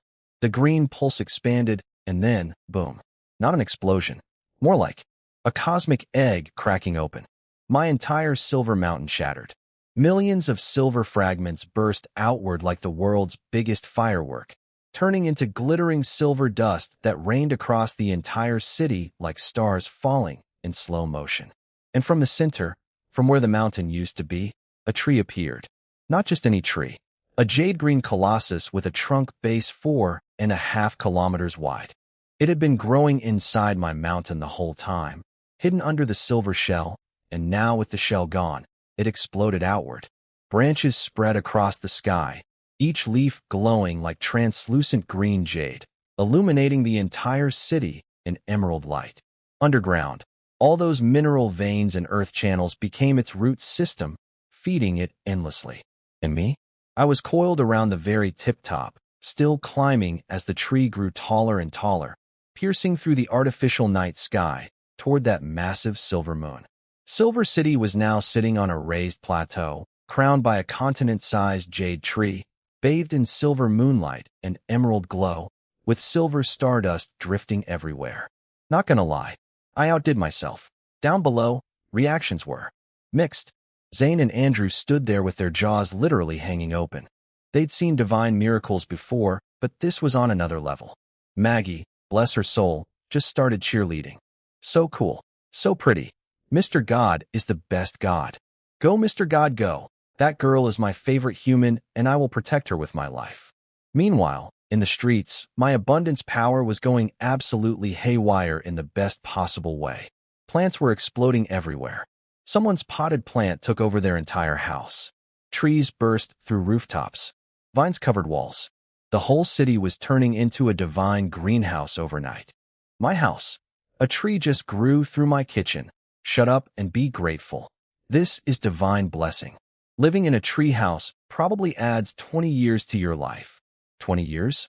You mean like him? And everyone turned to look at some ancient grandpa who'd been hunched over a cane 5 minutes ago, and was now standing straight-backed with his hair turning from white to black and his wrinkles smoothing out in real time. Dude went from looking 80 to looking 60 in about 30 seconds. His cane was on the ground. He didn't need it anymore. This was happening all over the city. Every elderly person near death's door was getting a bonus decade or two of life, just from the overflow of my abundance breakthrough. I hadn't even done it on purpose. It was just ambient divine energy leaking out during my transformation. But then things got weird, even for me. In some courtyard across the city, an old man who had died the previous day, a confirmed deep believer from a divine chosen bloodline, already in his coffin, sat up. Just sat up, in his coffin, while his family was outside watching my light show. One of his kids turned around, saw Dad sitting upright in his funeral box, and screamed. Then everyone screamed. Father? You're the eldest son, credit to him, pulled himself together fastest. Stop screaming. This is obviously our Lord's divine power bringing Father back. We should be celebrating. Bold take from a guy whose dead dad just sat up like a jack-in-the-box. But he wasn't wrong. The old man was staring up at my jade tree with glazed eyes, murmuring, I hear it. The voice of our Lord. The body is just a shell. The soul is eternal. Only those with true faith receive true salvation. Then he turned to look at his son, and his eyes were snake eyes, vertical slit pupils, and scales were growing across his face. Two women fainted immediately. Fair reaction, honestly. Father, what is happening to you? Don't scream. This is the real divine favor. This is. The eldest son didn't finish that sentence because the old man's lower body basically molted. His human legs shed away like a snake's skin, and out came a 6-meter-long serpentine tail, glowing faintly with jade light. The upper body stayed human. Head, chest, arms, but everything below the waist was now pure snake. A naga. My breakthrough had created a naga. From a dead guy. The eldest son fainted. Everyone else was already unconscious. The newly reborn snake man looked down at his entire family passed out on the ground and snorted with pure disgust. Pathetic. I told you this was divine favor. And you all fainted? Fainted. Useless. Every last one of you. Grandpa Snake Man was not impressed with his children's composure. And me, up on my tree, still mid-breakthrough? I was watching this happen through my divine senses thinking, I didn't plan that. That's new. That's very new. My breakthrough was creating snake people from dead believers. Today was turning out to be way more interesting than I expected. So my breakthrough was causing absolute chaos, and I was only half aware of it because, I was busy ascending to godhood. My abundance authority had gone completely rogue. The jade tree was growing like it had somewhere to be, my silver moon was blazing overhead, and the entire city was getting a free botanical garden whether they wanted one or not. The Mobius ring was burning through stored energy like a kid with a credit card at a candy store, but it wasn't actually powering my growth yet. It was just maintaining the breakthrough state, which meant my divine authorities, abundance and silver, were projecting their raw cosmic laws into the physical world. Think of it this way. Imagine a dam holding back 1,000 years of magical energy. My breakthrough just punched a hole in it. And the river behind that dam? It was desperate to get out. From space. If anyone could see from space, Silver City looked like the world's biggest magic pebble dropped into a cosmic pond. Waves of ether energy were rippling outward across the entire planet, crashing through the sealed barriers that had kept divine power locked away for a millennium. And across the world, everyone noticed. Out in the ocean, about 800 nautical miles from Lancaster, a giant crab suddenly woke up from a nap and extended 2 massive eye stalks above the water like periscopes. Deep blue eyes with dark swirling vortexes in the pupils. He stared at the sky for a moment, clearly feeling the ether tsunami, then quietly sank back down. Noted. We'll deal with you later, Mr. Crab. But here's the part that made my non-existent blood run cold, if I'd been conscious enough to hear it. In the Mechanical Empire's capital, inside a giant steel cathedral made entirely of gears, 3 beings were having a very concerning conversation. First was a massive bronze clock with a gear-shaped eye. That's my old buddy, the clock spirit I'd eaten a piece of. He was not happy. Second was what looked like a literal steam engine, puffing white smoke. Third was pure electricity, crackling across the ceiling. And what they said, oh boy, the steam engine spoke first, basically telling the clock to stop whining about me. He beat you fair and square. This silver serpent has guts. His ability to purify corrupted faith is impressive, and his spiritual powers made even you look foolish. Then the electricity entity dropped the real bomb. Casually, like discussing the weather. Every world we visit, there's always 1 or 2 local gods like this silver serpent who try to resist. They either get too arrogant and die, or they join the other side and start exploiting worlds themselves. Anyway, we're just here to make a profit. Harvest intelligent species faith, package it up nicely. We can sell to anyone. Plus, there are plenty of baby gods in this world worth capturing. Sell them or raise them. Good revenue either way. Just keep pushing this world's technology forward. 10 more years, and this world can't stop. If we'd had the original 100-year window, we could have pushed them all the way to the information age. Better power projection, more of our people could descend. Enough to fight those disgusting things for control. Shame our master got embarrassed by this snake and threw a tantrum. Oh well, let this world develop freely for now. We grab what we can. Excuse me? They were outsiders. Not from this world. They came here to harvest faith like it was a cash crop.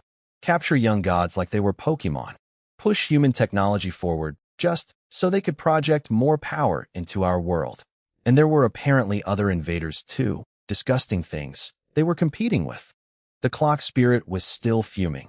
That arrogant native snake swallowed my spirit fragment, ignored our master's goodwill, stole the corrupted beast we were taming. I hope those disgusting ones eat him alive. Real mature, clock boy. Real mature. After the clock and electricity vanished, the steam engine sat alone in the dark, muttering to itself about leaking internal combustion engine blueprints to human scientists in a way that wouldn't attract attention from local gods like me. Sneaky little. And it mentioned two entities that had descended on the central continent that their machine soul faction needed to eliminate first. So let me get this straight. The mechanical god wasn't even a real god of this world. It was an invading entity from another dimension with multiple component spirits, clock, steam, electricity, running a cosmic con job. They were accelerating human industrial progress to weaken the world's natural barriers, harvesting faith to sell on some kind of interdimensional black market, and capturing native gods as merchandise. And there was another faction of invaders, disgusting ones, competing for the same resources. My world was being strip-mined by cosmic parasites having a turf war. Cool. Cool. Everything is fine. Of course, I didn't know any of this yet, because I was currently busy being a beam of pure divine consciousness rocketing through the cosmos. But future me was going to have some strong feelings about this conversation. Meanwhile, across every continent on the planet, beast gods were waking up by the dozens. My ether tsunami was basically a divine alarm clock. They were groggy, confused, some were raging, some had headaches, but they were all scrambling to rebuild their physical bodies. None of them had time to check what was happening, just pure survival instinct. Wake up, get a body, figure out the rest later. And back in Silver City, the main event was reaching its crescendo. I broke through. Medium divine power. Achieved. The moment it happened, my consciousness floated away into some transcendent state. Think divine out-of-body experience. While my physical form went into hypergrowth mode, my snake body started expanding fast. Like, visible to the naked eye, fast. 1,500 meters. 2,000 meters. 2,500 meters. The jade tree was growing too, its trunk base expanding to 6 kilometers in diameter, its peak shooting past the clouds. 2,000 meters high. 3,000 meters high. Keep going.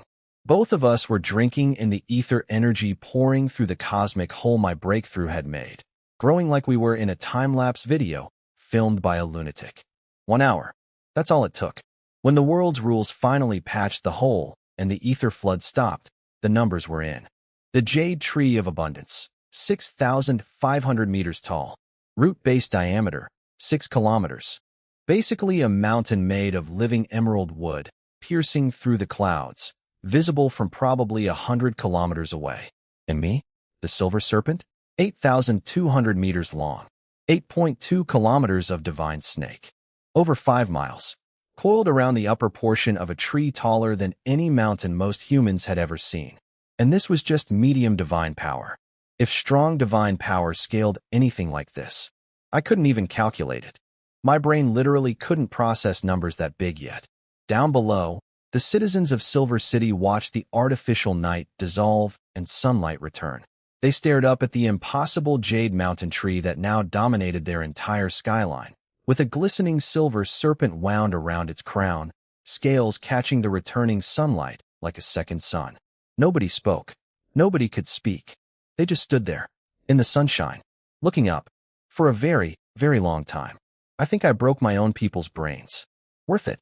So my consciousness decided to take a little field trip during the breakthrough, without asking permission. One moment, I was a snake having a growth spurt on a giant tree. The next, I was floating in outer space. Not metaphorically, not a dream. My spiritual awareness literally yeeted itself into orbit. And let me tell you, the view? Spectacular. Below me was the planet I'd been living on. Blue, gorgeous, looked a lot like Earth actually. But different. Very different. First discovery. All the continents were clumped together on one side of the planet like they were having a group hug. 5 main land masses. My western continent was connected by land to the central continent, which connected to the north and east continents. Only the southern continent was separated by ocean. And here's the kicker. Land only made up about 18% of the surface. The other 82%? All water. This planet was basically a giant swimming pool with some islands. The planet was a bit bigger than Earth from my old memories, but the land was way smaller. Lots of ocean real estate for future expansion, though. I started mentally bookmarking every big island and archipelago I could spot. Future Lesthetia territory, baby. Manifest Destiny, Divine Snake Edition. Then I looked outward into space and found something that made my divine blood, if I had any, run cold. About 50,000 kilometers away, orbiting in sync with the planet, was a tiny purple vortex, barely 100 meters across. You'd miss it completely if you weren't looking. Any normal local god would probably shrug it off as some weird space phenomenon. But I'm not a normal local god. I have Earth knowledge. That thing was tracking the planet's orbit perfectly, moving with it, and it was growing. Slowly, almost invisibly, but definitely growing. Was it connected to the mechanical god? After hearing nothing about their conversation, which I still didn't know about yet, my gut was screaming that this purple swirly thing was bad news. I couldn't fly over to investigate. My spiritual vision was locked in orbit and couldn't move freely, but I burned it into my memory. Whatever that is, it cannot be allowed to keep existing. I made a mental note. Once the wind sparrow god wakes up, a flying deity from my old pantheon, I need to send them up here to check this out.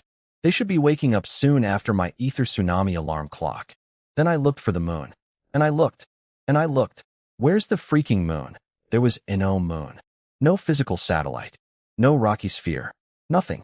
But, every night, people on this planet see a moon.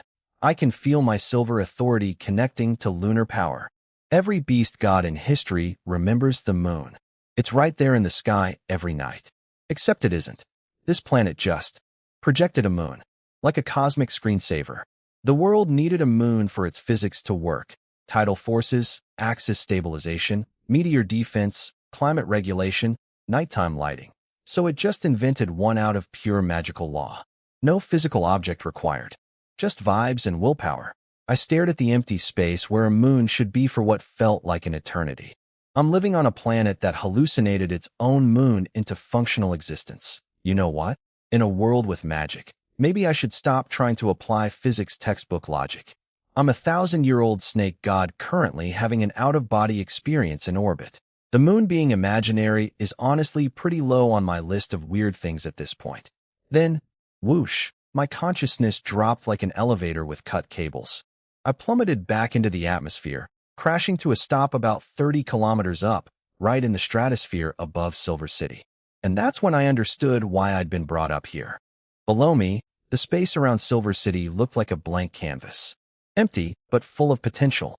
And instinctively, like my soul just knew what to do, I reached into the Mobius ring, grabbed the last reserves of energy, and pushed. A single drop of divine ink on a blank page. From that drop, a web of impossibly fine threads exploded outward, spreading across the sky in every direction. A network of divine law, weaving itself into existence 15 kilometers wide, centered right over Silver City. And from below, from the ground, thousands upon thousands of faith threads from my believers reached up and connected to the network automatically. Every citizen, every worshiper, every person who'd ever whispered, "Praise the Silver Lord," before dinner, their faith lines latched onto my web like plugs finding sockets. Information flooded my spiritual senses. I understood immediately. This was it. This was the thing. The reason medium divine power mattered. I was building my earthly divine kingdom. I dumped almost everything the Mobius ring had left into expanding and solidifying the network. The ring was practically running on fumes by the time I finished, but the framework was done. A 15-kilometer divine law network hovering over Silver City like an invisible magical dome. And what could this dome do? Oh, let me count the ways. 1. No other god could spy on my territory through spiritual means anymore. My domain, my rules. Anyone trying to peek in would hit a wall, and I'd know about it instantly.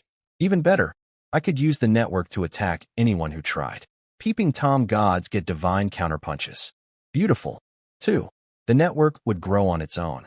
As long as my believers did things aligned with my authorities, prosperity, trade, abundance, growth, the network would feed on that positive energy and expand. It was self-sustaining. 3.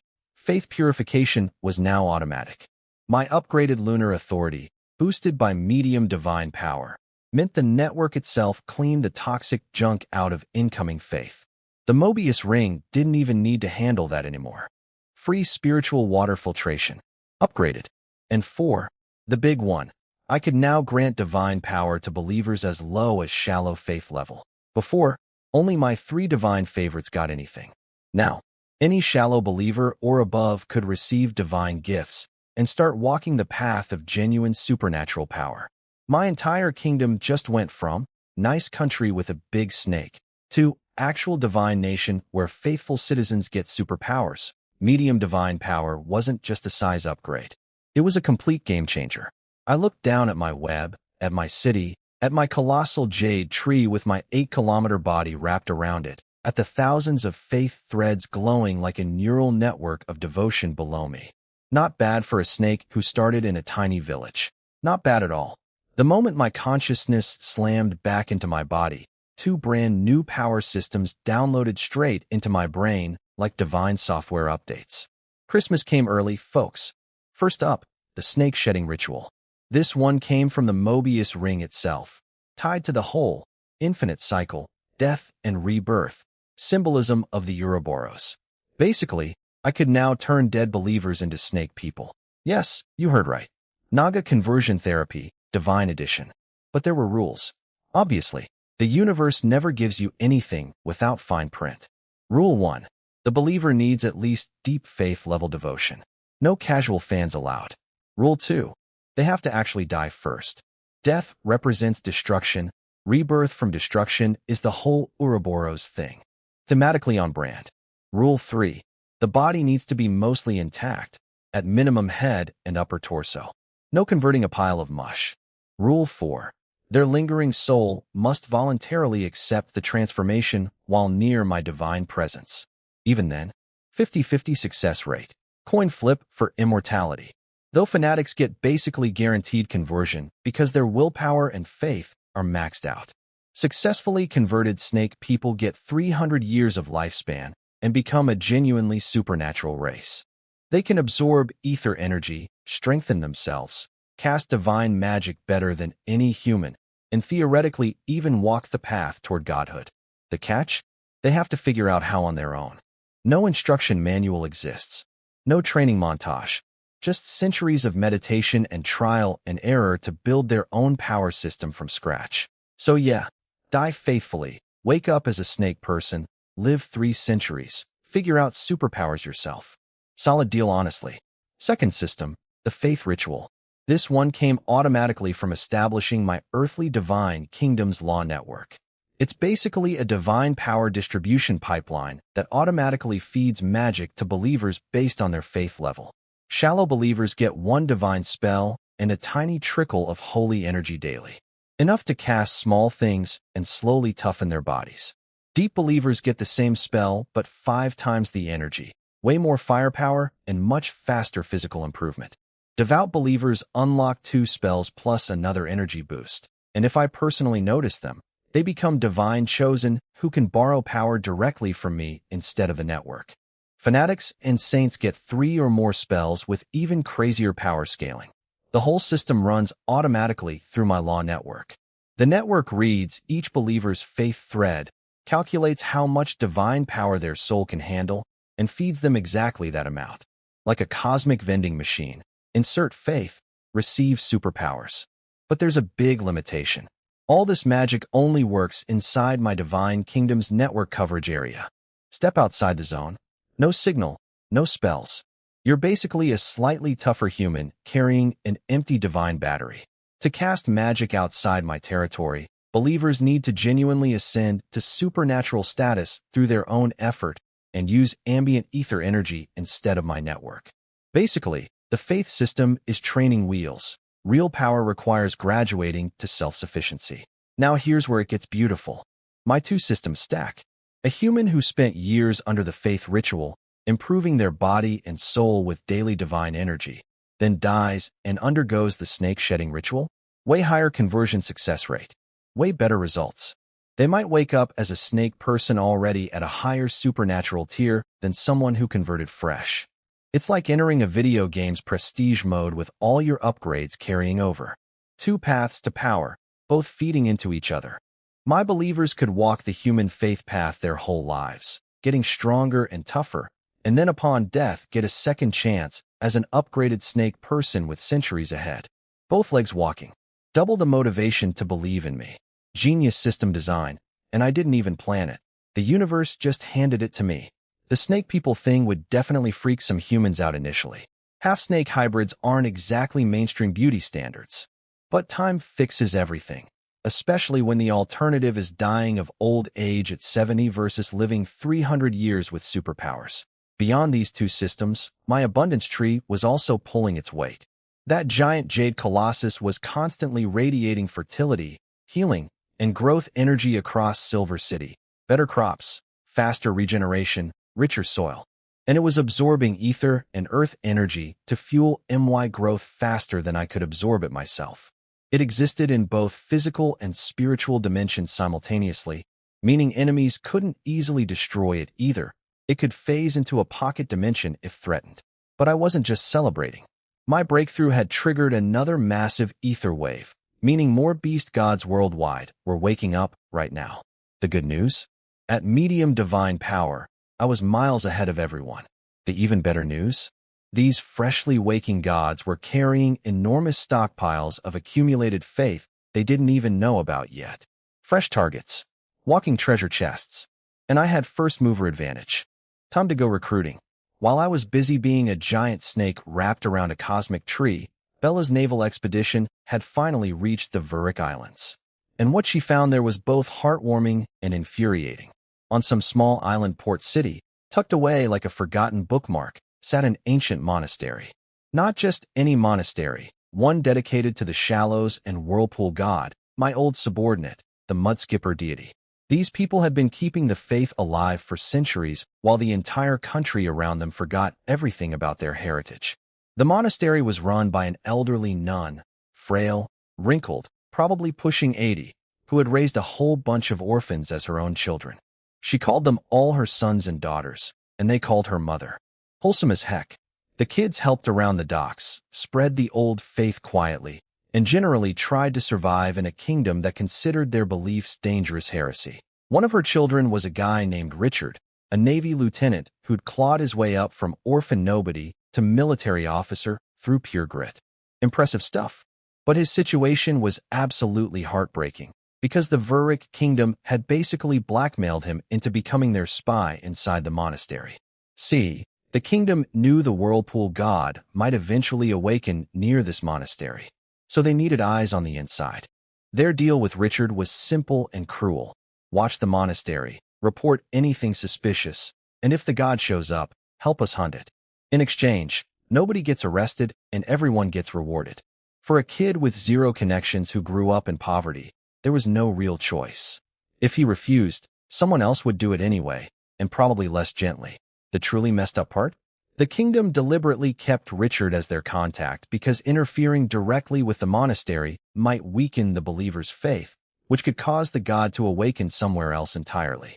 They needed these people to keep believing sincerely, just so they could use that belief as bait. These faithful people were unknowing worms on a hook, and Richard was the hand holding the fishing rod while crying about it. Meanwhile, the whole Vuric kingdom had undergone complete cultural brainwashing. Every citizen now believed they were descendants of the southern continent, specifically the Holy Trial Kingdom. Schools taught it. Churches preached it. The national identity had been completely rewritten. Nobody remembered being Western continental settlers. Nobody remembered Lesthesia. Nobody remembered me. And the religion? Everyone now worshipped something called the Holy Lord of the Ocean, the god backing the Holy Trial Kingdom. According to Trial's propaganda, every continent was just an island surrounded by their god's ocean, making the ocean lord the one true deity of the entire world. Modest claims, really. Very humble. Not megalomaniacal at all. Richard knew all this because military academy education came with classified briefings. He knew the southern continent had its own god-hunting programs, just like the Western continent. He knew the monastery was under constant surveillance. He knew his mother figure, the nun, was in constant danger simply for keeping her faith. And the poor guy was torn to pieces inside. The nun raised him with love and stories about the ancient gods. His military career showed him the ugly political reality. He was stuck between protecting the only family he'd ever known and serving a kingdom that would destroy them the moment it became convenient.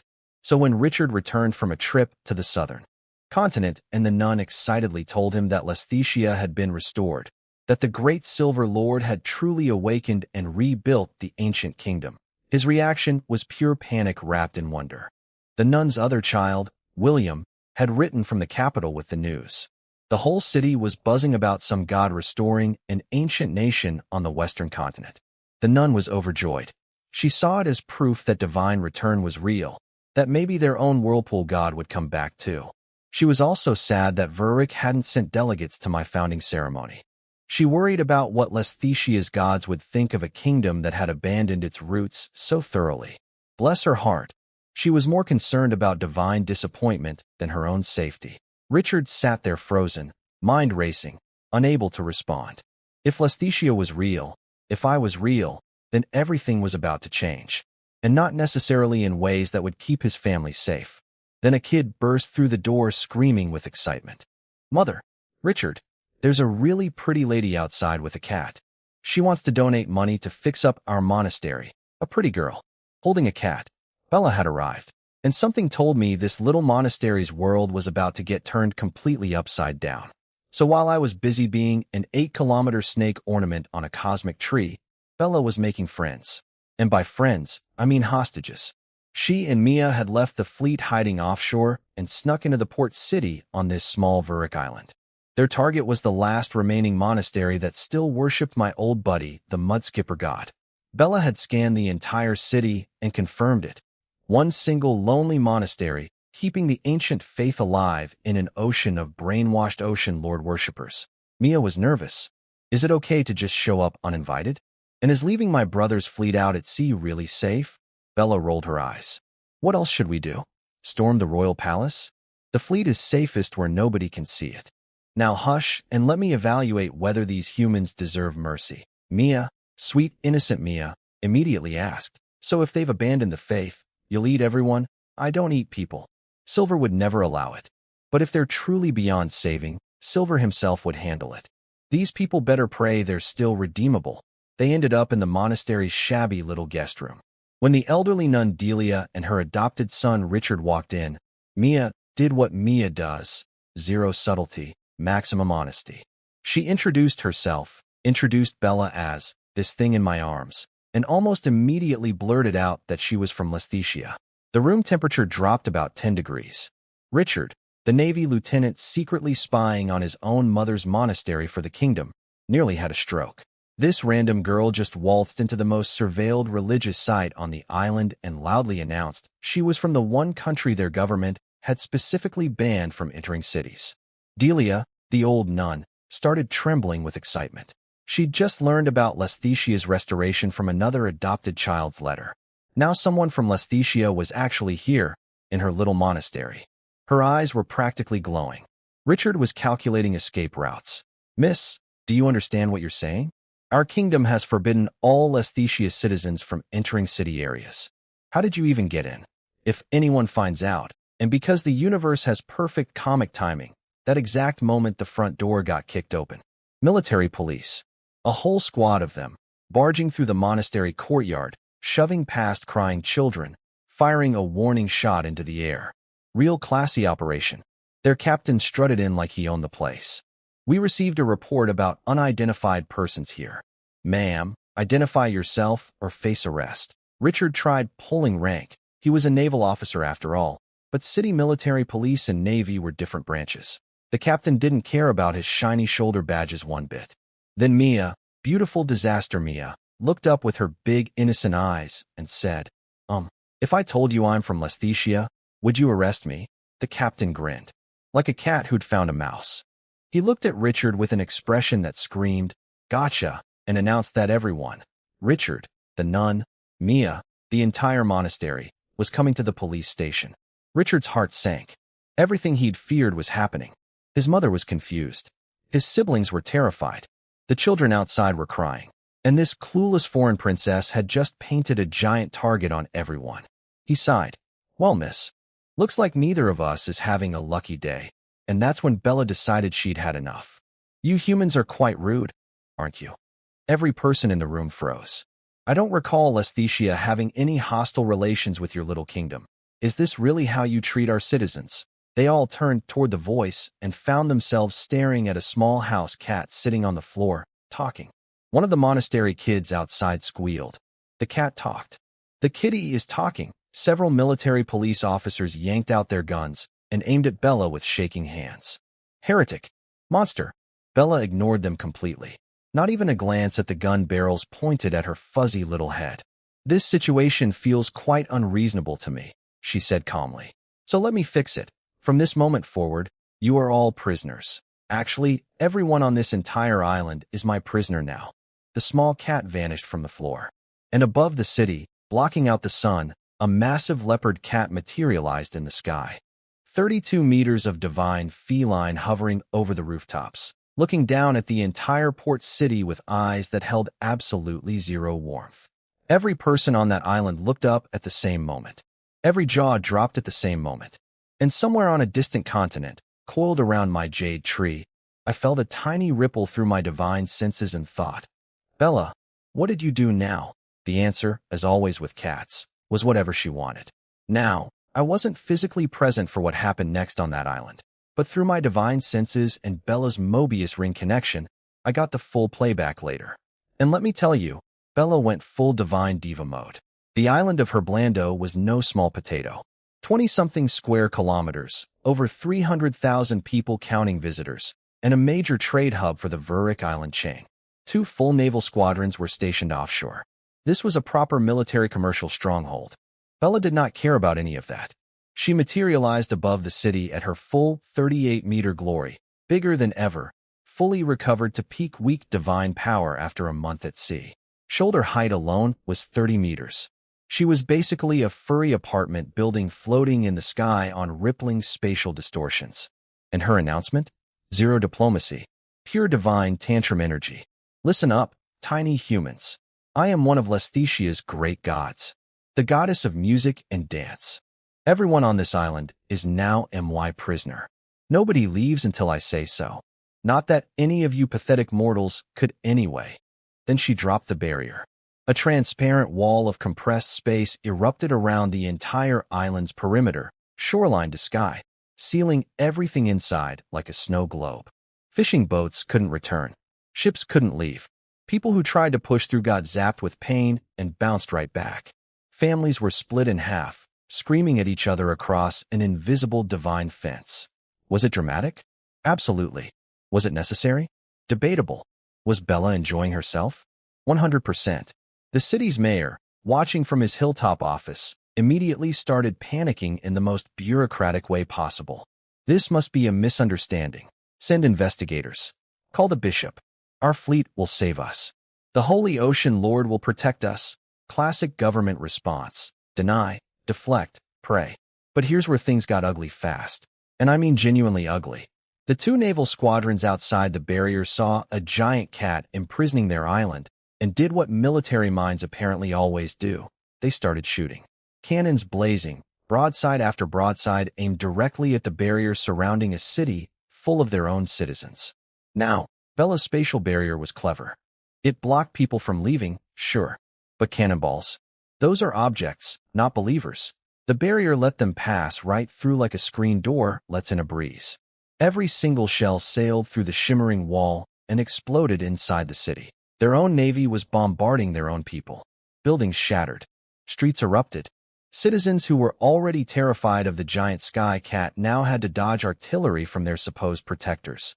Screaming, bleeding, dying, all caused not by the divine being who'd imprisoned them, but by the humans supposedly trying to rescue them. Bella watched from a rooftop, completely cold. And this is the part that's hard for me to talk about, because the Bella that Mia knew, the lazy, sarcastic, ear-scratchable goofball, was gone. What sat on that rooftop was a god. Capital G. Ancient, indifferent, measuring human lives against divine scales and finding them lighter than dust. Stupid humans, she murmured, killing their own people. How tragic. But they're not Lesthecia's children, so this suffering is their own making. Mia was right there next to her. Bella had yanked the girl through a spatial shortcut, and the princess was shaking. She'd never seen this side of Bella. The casual cruelty, the utter indifference to civilian casualties. This wasn't her playful cat friend. This was something ancient wearing her friend's face. And honestly, Mia wasn't wrong to be scared. Because this is what gods are like when you're not on their team. Here's the truth that comfortable Lesthecia citizens never have to confront. My pantheon's kindness has conditions. We are gentle, generous, and protective toward our people. But enemies? Traitors? Nations that worship rival gods and persecute our faithful? The moral flexibility kicks in hard. 1,000 years ago, before Lesthecia even existed as a kingdom, we beast gods fought brutal wars over territory and believers. We killed. We conquered. We watched enemy populations suffer and called it necessary. Bella did it. The others did it. I did it. Building a faith from nothing requires establishing fear before you can establish love. That's not a comfortable truth, but it's the truth. Lesthecia's gods can be the most benevolent beings on the continent, but only after you've already knelt. Bella wasn't being evil on that rooftop. She was being exactly what a god is when faced with a nation that erased her allies' history, brainwashed its people, and threatened to arrest her friends for existing. Her divine nature had simply overridden the playful personality that Mia loved. The scary part? Bella was also being strategic. She wanted attention. If something suspicious was hiding in these waters, some agent of the Ocean Lord, some hidden threat, making a massive scene was the fastest way to smoke it out. And if things went sideways, she could escape through spatial shortcuts faster than anything could catch her. Plus, she knew I'd just hit medium divine power. She had backup now. The biggest backup. So while the Navy shelled its own city and the mayor screamed for divine intervention, and 300,000 people huddled in terror behind an unbreakable cat-made fence, Bella sat calmly on her rooftop, tail swishing, watching the chaos like a nature documentary. Let's see what other tricks you traders have, she purred. Mia stared at her former cuddle buddy and wondered if she'd ever truly known this creature at all. So the Navy outside the barrier realized their brilliant shoot at the magic wall strategy had some minor flaws. Like, all the cannonballs passing straight through and exploding inside a city full of their own citizens. Cease fire. Cease fire, the fleet commander screamed, approximately 30 seconds too late. The officers on deck went white as ghosts peering through telescopes at the carnage they'd just caused. One guy stammered about military tribunals. Another officer, some petty rival named Sutton, immediately started trash-talking the commander. I told you not to shoot at the city. But no. And now look at this mess. Can't wait to see you explain this one. Real helpful, Sutton. Real team player energy right there. After the panic subsided, the remaining adults in the room started making actual decisions. Send small boats to the barrier to gather intel. Pull the fleet back to safer distance. Have the 2nd Patrol Squadron circle the island looking for weak spots.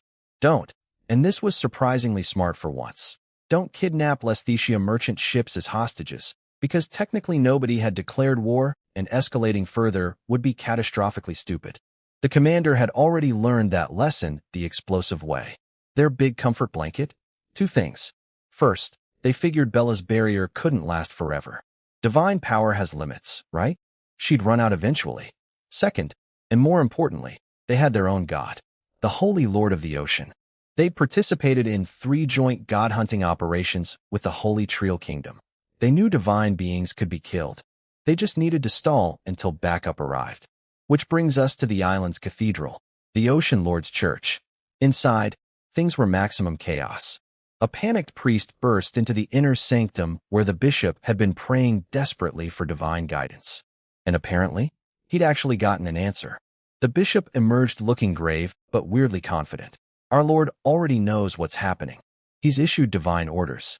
However, his divine realm is quite far from Vuric, so even if he comes personally, it will take time. The priest nearly fainted with excitement. The Holy Lord is coming himself? The bishop nodded. This cat deity isn't like those freshly awakened weaklings we've hunted before. and Lesthetia potentially attacking Vuric was already within our Lord's predictions. He'd prepared countermeasures on the 3 main islands. We just never expected the enemy to show up on this little side island first. His plan was simple. Hide in the cathedral basement, stay quiet, don't provoke the cat god, and wait for their divine sugar daddy to show up and handle everything. Once our Lord arrives, this heretic will deeply regret coming here. Solid plan. Conservative. Patient. Might have even worked. Except for one tiny problem. Oh, and one more thing, the bishop added. Tell the kingdom's secret watchers to stop surveilling that monastery. It's pointless now and might attract unwanted attention from. He never finished that sentence. Because right behind the priest, the air started rippling like disturbed water. And from that ripple, a small house cat stepped out onto absolutely nothing, walking on invisible spatial platforms like she owned the dimension. Meow. You little bugs sure know how to hide. The bishop's face froze midward. Holy Lord? Ocean Divine Court. Bella's small cat form tilted her head, looking genuinely puzzled. So this is who your kingdom worships now? She paused, seemingly searching her ancient memories. Funny thing, I've been alive for thousands of years, and I've never heard of any holy lord of the ocean. Every continent's major gods attended the great territorial wars back in the day. I knew the big ocean deities from the northern and eastern continents, seriously powerful ones. But the southern continent's strongest? None of them were ocean gods. She gave up trying to remember. Whatever. Can't place the name. If your precious lord wants to come fight, Lesthetia's gods are happy to oblige. Then she looked down at the bishop and priest with eyes that held exactly zero compassion. As for you treacherous little bugs, stand still and wait. When your lord arrives, I'll give you all your salvation. She hopped onto what appeared to be a stone idol inside the sanctum, curled up like a regular house cat taking a nap, and closed her eyes. The bishop and priest couldn't move, couldn't speak, couldn't even twitch a finger. Bella had frozen them in spatial locks the instant she appeared. Only their eyeballs could move, darting around in pure animal terror. And me? Coiled around my jade tree thousands of kilometers away, I felt the whole situation through our connection and had two thoughts. First, Bella had essentially just poked the southern continent's dominant religious power in the eye, on purpose, while napping on their altar. Classic cat. Second, this ocean holy lord that nobody in our ancient pantheon had ever heard of? That worried me far more than Bella's diplomatic skills. An unknown god with continent-spanning influence, running organized god hunts, rewriting entire nations' identities? That sounded disturbingly familiar to certain other outside forces I was starting to learn about. The cathedral fell completely silent except for one sound. A small cat, purring contentedly on a stolen throne, waiting for a god she'd never heard of to come pick a fight. While Bella was busy terrorizing island nations like a furry wrecking ball, back home in Lesthetia, my breakthrough had caused absolute pandemonium. The good kind, though. Word spread across the entire kingdom within a week. The story got better with every retelling. Night falling at noon, a silver moon crashing toward Earth, the ground shaking, and then a jade tree the size of a mountain erupting from the city. Center with yours truly wrapped around it, like divine Christmas tinsel. People in the central provinces had witnessed crops instantly ripening, forests exploding with growth, and the real headline grabber, old people getting younger. That last one broke everyone's brains. Grandpa was hobbling around with a cane on Tuesday, and by Wednesday he looked 20 years fresher and was doing jumping jacks. Diseases vanishing overnight. Aches and pains evaporating like morning dew. The whole region around Silver City had basically received a divine health spa treatment for free. And what do humans do when they hear about miracles? They come running. The entire kingdom erupted into what everyone started calling a pilgrimage. Millions of people from every corner of Lesthetia suddenly decided they absolutely had to visit Silver City immediately. 10 million projected visitors flooding into the central region. 10 million.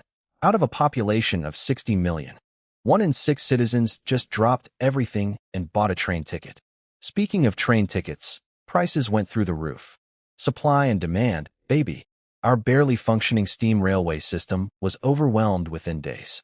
Every train packed to bursting, tickets selling at ridiculous markups, and still not enough seats.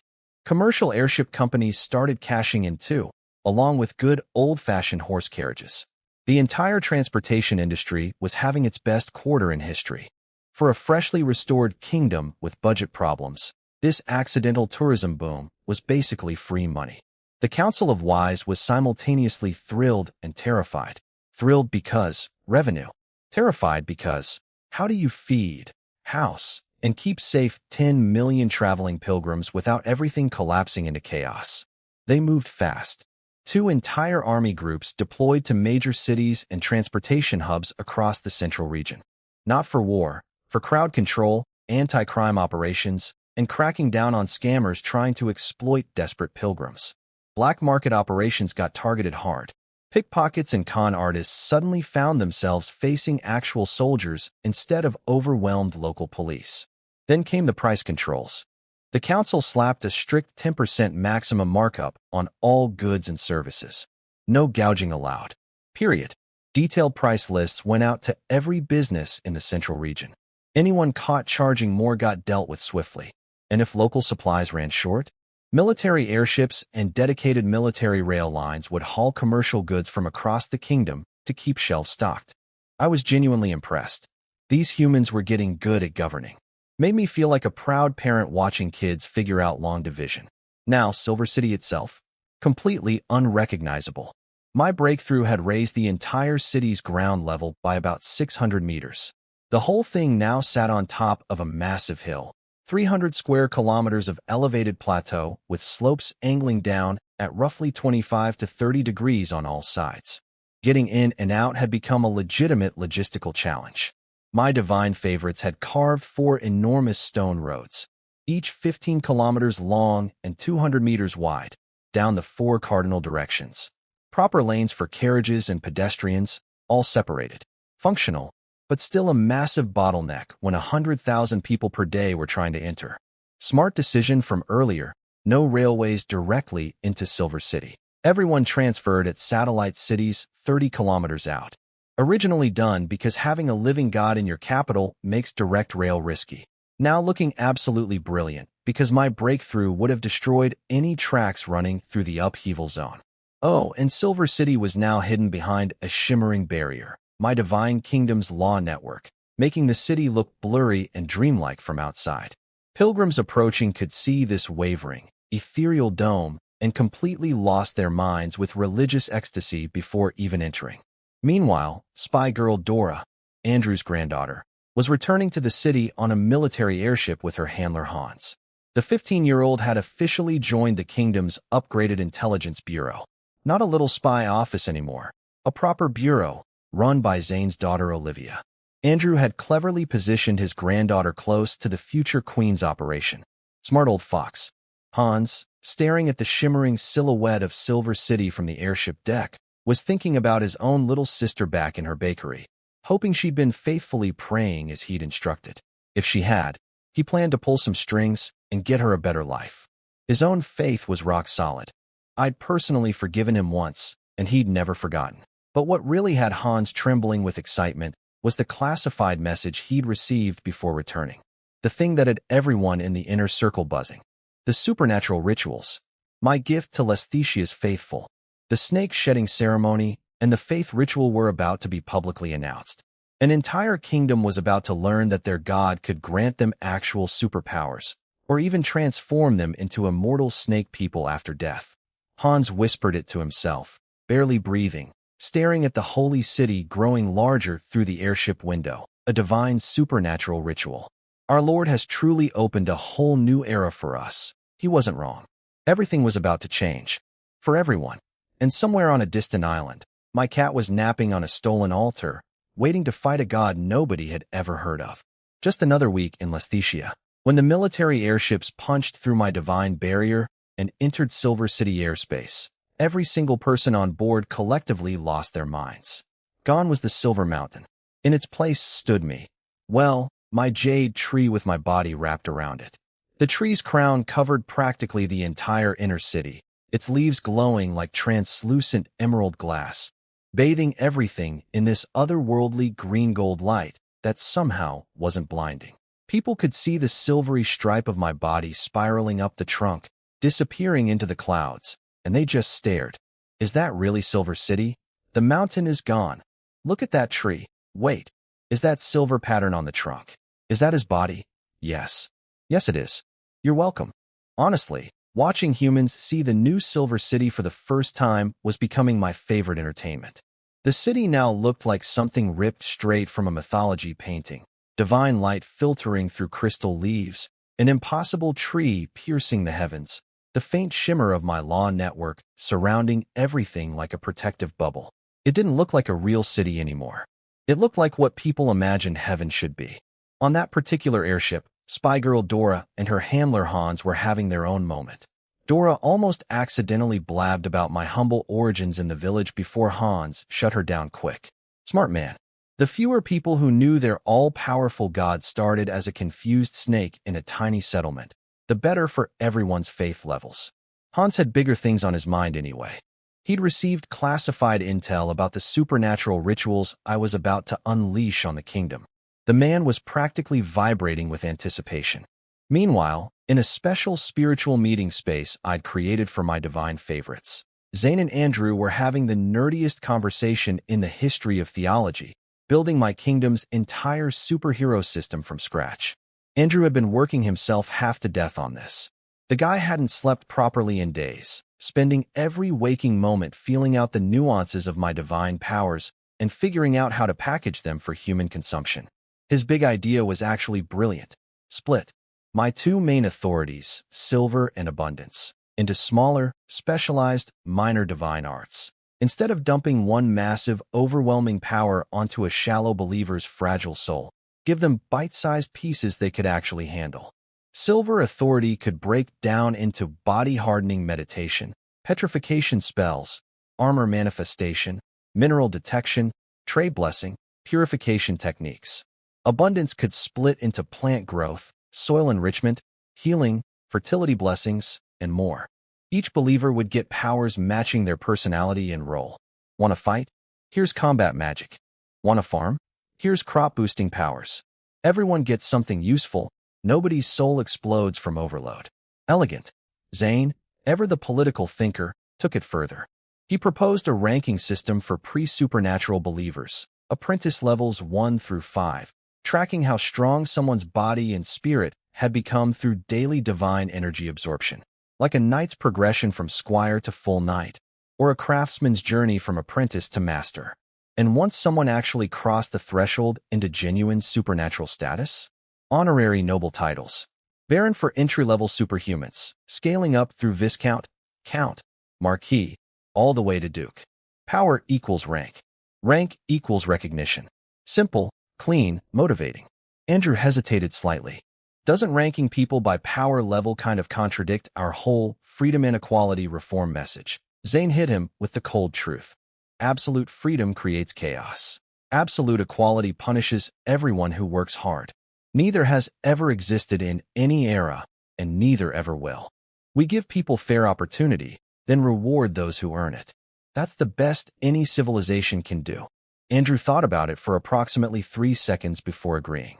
The man was a pragmatist underneath all that priestly devotion. Besides, both he and Zane had personal insurance policies. They were divine favorites who'd reach supernatural status faster than anyone. Plus, they had the secret snake-shedding ritual as a backup plan. They could afford to watch the system develop and adjust it over time. They brought the whole proposal to me. I skimmed it, liked it, approved it immediately. Honestly, I was just happy someone else was doing the administrative work. Delegation is the true divine power nobody talks about. I had one instruction: get it finalized fast, and start with 3,000 slots drawn from the veterans who'd fought in the Restoration War. These soldiers had believed in Lesthesia when believing meant risking execution. They deserved first dibs on superpowers. 3,000 divine-powered soldiers. The kingdom's first supernatural cohort.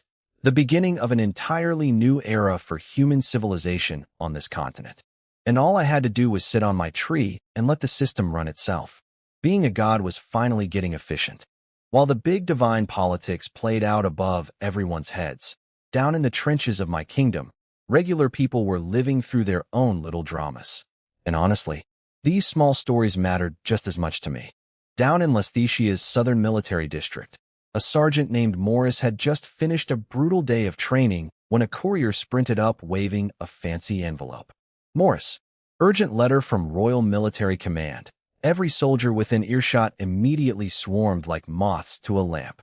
Oh, Morris hit the jackpot. I heard they're picking elites for the capital's Guard regiment. Open it. Open it. The courier let them crowd in for about 5 seconds before pointing at the security seal and grinning wickedly. See that marking? First tier classified. Anyone who reads this without authorization gets a military tribunal. But hey, go ahead and peek if you want. I'll wait right here. The crowd evaporated faster than morning dew in a desert. Actually, I need the bathroom by. Just remembered something important goodbye. What letter? I didn't see any letter. Cowards.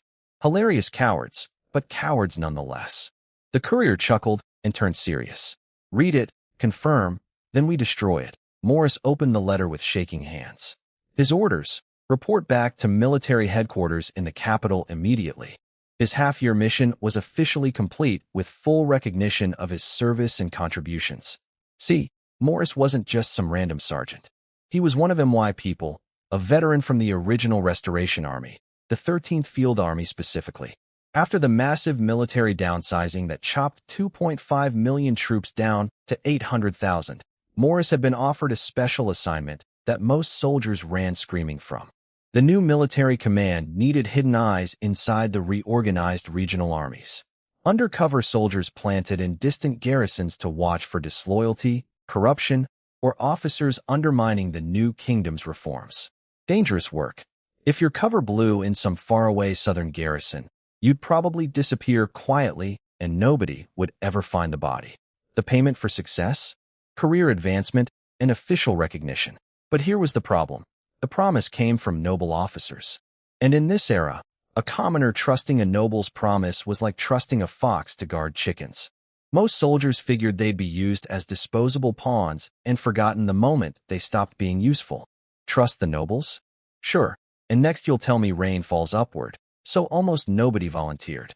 The few who did were either desperate, crazy, or, like Morris, decided to bet everything on one simple belief. This wasn't the old kingdom anymore. There was a god running things now. A god who'd shown genuine kindness, who'd built a constitutional monarchy, who'd actually followed through on promises. Maybe, just maybe, the rules had actually changed. Morris had spent many sleepless nights before accepting. He'd replay my miracles in his head, remember the founding ceremony, recall every moment he'd witnessed divine mercy firsthand. And finally he'd clenched his jaw and thought, for the sake of my great and merciful Lord, I'll do it. 6 months of pretending to be an ordinary transferred soldier. 6 months of quietly reporting back while training alongside men who might kill him if they knew his real purpose. 6 months far from Silver City, far from my protection, surviving on nothing but faith and stubbornness. And now, the letter confirmed it all. His service was recognized. His gamble paid off. The nobles had actually kept their word. Maybe my kingdom really was different. Morris burned the letter with the courier's fire kit, and something in his posture changed. His spine straightened. His eyes sharpened. The defeated caution of a commoner navigating a noble's world quietly transformed into the confidence of a man whose bet had finally come through. Congratulations, Sergeant Morris, the courier said with a knowing smile. Same to you. Same to you. When Morris's airship landed in Silver City, he stepped out onto the platform and froze. The jade tree, my body spiraling up its trunk. The crystalline canopy painting the entire city in ethereal light. He stood there gaping like everyone else who saw the new Silver City for the first time. Then a familiar voice snapped him out of it. Morris, brother, welcome back alive. His old comrade Conrad came charging over and slapped him on the shoulder hard enough to leave a bruise. Alive? Really? That's your welcome? Forget the greeting. Brother, we hit the motherlode. All the guys who took assignments in different regions, tons of them, are already back. And in 2 days, we're going to. Conrad caught himself, glancing around at the crowded platform. Too many years here. Come on. The boys are waiting. We're getting drinks tonight. Morris didn't know the details yet. He didn't know about the supernatural rituals, the 3,000 slots being drawn from Restoration Army veterans, or the fact that his faith and service had just earned him a ticket to the front of the line for actual divine superpowers. But I knew. and watching this ordinary man, a commoner, a nobody by old-world standards, walk into the reward he'd earned through pure courage and faith, that was exactly the kind of kingdom I wanted to build, where small people who took big risks for the right reasons actually got what they deserved. Morris was about to become one of Lesthecia's first superhumans, and he had no idea yet. The big day arrived. Silver City's Western Garrison training grounds, crack of dawn, and 3,000 of my most loyal subjects had been secretly gathered without knowing why. They'd been summoned with top-secret orders, escorted through checkpoints by tight-lipped garrison soldiers, and deposited into sectioned-off training areas separated by canvas walls. No explanations. No previews. Just show up, stand here, wait. Maximum dramatic tension, completely by accident. The military just didn't want information leaking before the ceremony. In one 500-person section, my boy Morris was standing with his buddy Conrad, completely baffled by the crowd composition. Military officers, regular soldiers, government clerks, nobles, merchants, and, tucked nervously in a back corner, a few dozen obvious commoners in plain cotton clothes who looked like they'd accidentally wandered into the wrong building. Morris, why are there civilians here? I thought we were joining the Capitol Guard Regiment. Your guess is as good as mine, Conrad. And those big-bellied guys over there, are those merchants? What kind of military unit recruits merchants? Everyone was confused. Everyone was speculating. And Conrad, being Conrad, decided the best course of action was to march over to the commoners and just ask them what was going on. He made it exactly halfway before a major burst through the entrance with a squad of guards and a church bishop in tow. What are you doing out of formation? Get back in line. Bishop Blake is here with a divine proclamation. Conrad practically teleported back to his spot. Morris and several other soldiers who'd taken maybe 2 steps toward the commoners casually pretended they'd never moved at all. Pure innocence. Nothing to see here, sir. The Bishop, Blake, from the Hyde family, one of the legendary 7 priestly bloodlines, stepped onto a small platform. This guy had just received his divine commission 3 days ago. Not full divine favorite status like Andrew, but legitimate blessing to serve as a conduit for my power. He was glowing with purpose, both figuratively and slightly literally. He scanned the crowd with silver-lit eyes, my faith detection vision, passed down through the blessing, and began his speech. Citizens, faithful believers, rejoice, celebrate, praise. For today, our great silver and abundance Lord has issued a new divine proclamation. This is the beginning of our Lord's gospel spreading across the kingdom and the world. 500 people held their breath simultaneously. You could have heard a pin drop on cotton. Then Blake skipped every ceremonial nicety and looked directly into the soldier section. His glowing eyes locked onto one specific person. You? Morris Darcy, yes? Morris nearly swallowed his own tongue. And me? You're calling me? Every eye in the compound swiveled toward this random sergeant. Officers who outranked him by miles were staring. Nobles were frowning. Morris was internally screaming. Come up here, Sergeant. Don't be nervous. Morris Zombie walked to the stage on autopilot, saluted with mechanical precision, and stood there looking like a man awaiting either a medal or execution and unable to determine which. Blake smiled warmly. Let's skip the formalities. Lower your head slightly. And from this moment, praise our Lord continuously in your heart. Morris obeyed. Head bowed, mind racing through every prayer he knew. Blake placed his right hand on Morris's head, and I reached down through the network. The connection snapped into place instantly. Morris's body jerked as warmth flooded from his heart through every vein, every muscle, every bone. The entire world around him went quiet, not silent, but different, like reality had shifted 1 degree to the left, and suddenly everything had more color, more weight, more meaning. Information poured into his mind. Not words, pure knowledge. He could feel the choices laid before him. Combat arts or support arts. Offensive silver magic or nurturing abundance magic. Armor or agriculture. Sword or seed. Morris chose in half a heartbeat. Combat. Obviously. The man was a soldier to his marrow. And the moment he chose, in front of 500 slack-jawed witnesses, silver light erupted from his body. It cascaded over him like liquid metal, forming gauntlets, greaves, a breastplate, shoulder guards, a full helm. Every piece fitted seamlessly, perfectly, like it had been forged specifically for his body. Because it had been. My silver authority read his frame and built divine armor around it in real time. When the light faded, Morris was gone. In his place stood a silver warrior. Full plate, gleaming white metal. Not a single gap in the coverage. Standing on that little wooden platform like a knight pulled straight from legend. Silence. Complete, total, brain-breaking silence. Then someone whispered, "Our Lord above." Then someone else shouted, "Praise the Silver Lord," and the dam burst. 500 people screaming, crying, cheering, praying. The noise hit the canvas walls and bounced into adjacent sections where other groups of 500 were waiting, and they started shouting too, not even knowing what happened, just catching the infectious hysteria. The sound rolled across the entire training grounds like thunder. 3,000 chosen believers, all realizing simultaneously that something unprecedented had just occurred. Something that would change everything.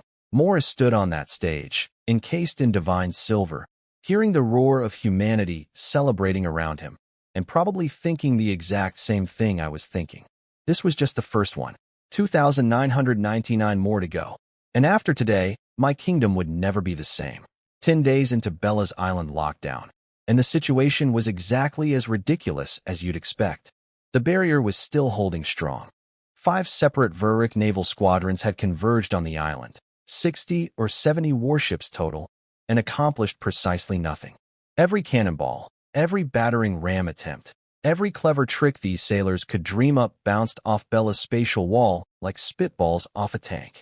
Meanwhile, the nearest Vurik main island with actual divine reinforcements was over 500 kilometers away by sea. At current ship speeds, half a month minimum. The island was completely, hilariously stuck. The good news for the locals, Bella wasn't hurting anyone. After the initial Navy shells their own city disaster, 0 additional casualties. The residents gradually realized the terrifying cat god overhead was content to just sit there, like a divine hall monitor who'd locked the school doors and was waiting for the principal. Did the islanders use this calm period for peaceful reflection? For reconsidering their worldview?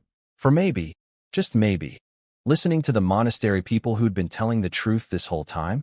Of course not. They tried digging tunnels, building gliders. One group apparently attempted to fly over the barrier using wind currents. All failed spectacularly. Points for creativity, though. Meanwhile, the monastery crew, 5 brave souls who'd grown up in that little building and never abandoned their faith, set up shop in the main harbor square and started preaching about Lesthesia. Openly, loudly, for the first time in their lives without fear of arrest. Fellow citizens, before Vurik existed, this land was part of ancient Lesthesia. There are records. There's a literal underground temple with stone carvings proving everything. Just come look. The response from 300,000 brainwashed islanders? Absolute venom. People crossed the street to avoid them, spat on the ground as they passed, cursed them under their breath. One old woman performed blessing gestures to her precious, ocean holy lord, while simultaneously wishing painful death upon the monastery believers. Multitasking hatred and prayer, impressive if it weren't so depressing. These heretics brought this disaster on us. Their fake ruins are obviously forged. We are children of the southern continent. Everyone knows that. The Holy Lord will destroy this false god any day now. 1 week of daily preaching. Fewer than 100 people bothered visiting the ancient underground shrine. And most of those were just the city mayor's people doing reconnaissance, pretending to be interested while actually scouting for tactical information. Pathetic. Mia was helping the monastery missionaries and had reached maximum frustration. These people are hopeless, she sighed for approximately the 1,000th time. And honestly, she wasn't wrong. This wasn't like Winston Kingdom back on the western continent, where old folks in small towns still remembered Lesthesia legends, and some nobles even had ancient books about it. Vurik was a completely different beast. The entire population had been culturally reprogrammed from birth. Their schools taught southern continent origin stories. Their churches preached ocean lord theology. Their history books were literally rewritten fabrications claiming their ancestors came from Holy Trio. Every single citizen genuinely believed they were southern continental people. The concept of being western continental descendants wasn't just rejected, it was incomprehensible. Like telling a fish it's actually a bird. The information simply could not penetrate skulls that had been sealed shut by generations of manufactured identity. And worse, they supported god hunting. Actively. Enthusiastically. Vuric had participated in 3 joint operations with Holy Trio to kill awakening gods. These people didn't just passively disbelieve in my pantheon. They cheered for our murder. This wasn't ignorance. This was civilization-scale brainwashing that had escalated into an entire nation's identity being weaponized against divine truth. Mia slowly began understanding why Bella had been so cold that first day. The monastery faithful had endured this hostility for generations. 80% of children raised in the monastery eventually abandoned the faith after growing up. Of the elderly nun Delia's entire generation of believers, she was the last one standing. The whole kingdom once had over a dozen monasteries. Now, 4, maybe. These 5 missionaries standing in that square, getting cursed at by every passerby, refusing to quit despite decades of rejection. They were tougher than any soldier I'd ever blessed. Mia, who'd lived her whole princess life in comfortable Baudette, surrounded by people who loved cats and cat gods, finally understood what real faith looked like. And it looked exhausting. Compared to them, Mia whispered to herself, I really am just a canary in a golden cage. So while the islanders prayed for their holy lord to smite the heretic cat, and the navy sat uselessly outside the barrier counting their failures, and the monastery missionaries kept preaching to a wall of hostile ears, something none of them expected happened. The Holy Lord didn't show up. But Bella's breakthrough did. She felt it hit. The threshold for ascending from her current peak back to full weak divine power and beyond. The accumulated faith energy, the ambient ether from my own recent breakthrough, the Mobius ring resonance, everything aligned at once. She pinged me immediately through the ring connection. I confirmed, go for it. And without a single word of warning to anyone on that island, Bella began her divine ascension right there on the spot. 300,000 hostile believers were about to witness a god being born above their heads. The irony was absolutely delicious. While Bella prepared her breakthrough on that island, a scene was playing out in the mayor's office that I'd later pieced together from multiple sources. And let me tell you, human politics never stops being fascinatingly ugly. The mayor of Herblando, a nobleman called Viscount Raspain, had been summoning Richard for repeated chats, translation, interrogation sessions disguised as friendly conversation. The Viscount wanted intel on Bella's location, her plans, her weaknesses, anything useful. Richard kept stonewalling with the truth. He genuinely didn't know where Bella was hiding or what she intended. Ask the Lesthetia princess instead, Richard said flatly. She's the one who came with the god. But Mia had been diplomatically unhelpful on divine matters, and you can't exactly waterboard a foreign princess who arrived alongside a deity that could flatten your city. So Raspain kept circling back to Richard, applying pressure with increasing bluntness. Then the Viscount dropped the mask entirely. Remember your other identity, Lieutenant.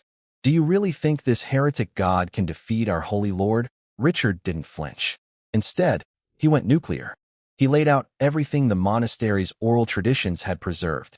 How Raspain's own ancestors, the founding noble families of Vuric, had personally helped burn ancient records, destroy temple ruins, and erase every trace of the island's true history when the Vuric dynasty seized power 120 years ago. How these respectable families had betrayed their own gods for political advantage.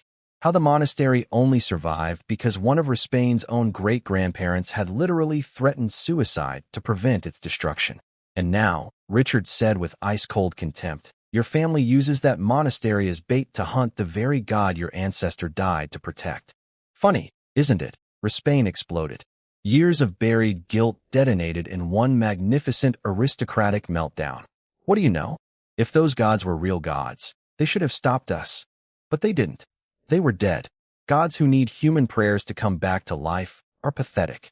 They don't deserve to rule over us again. Watching this through my divine senses later, I found myself actually understanding his rage. Not agreeing, understanding. Generations of faithful families had waited for divine protection that never came. When invaders arrived, the gods were silent. When temples burned, the gods were silent.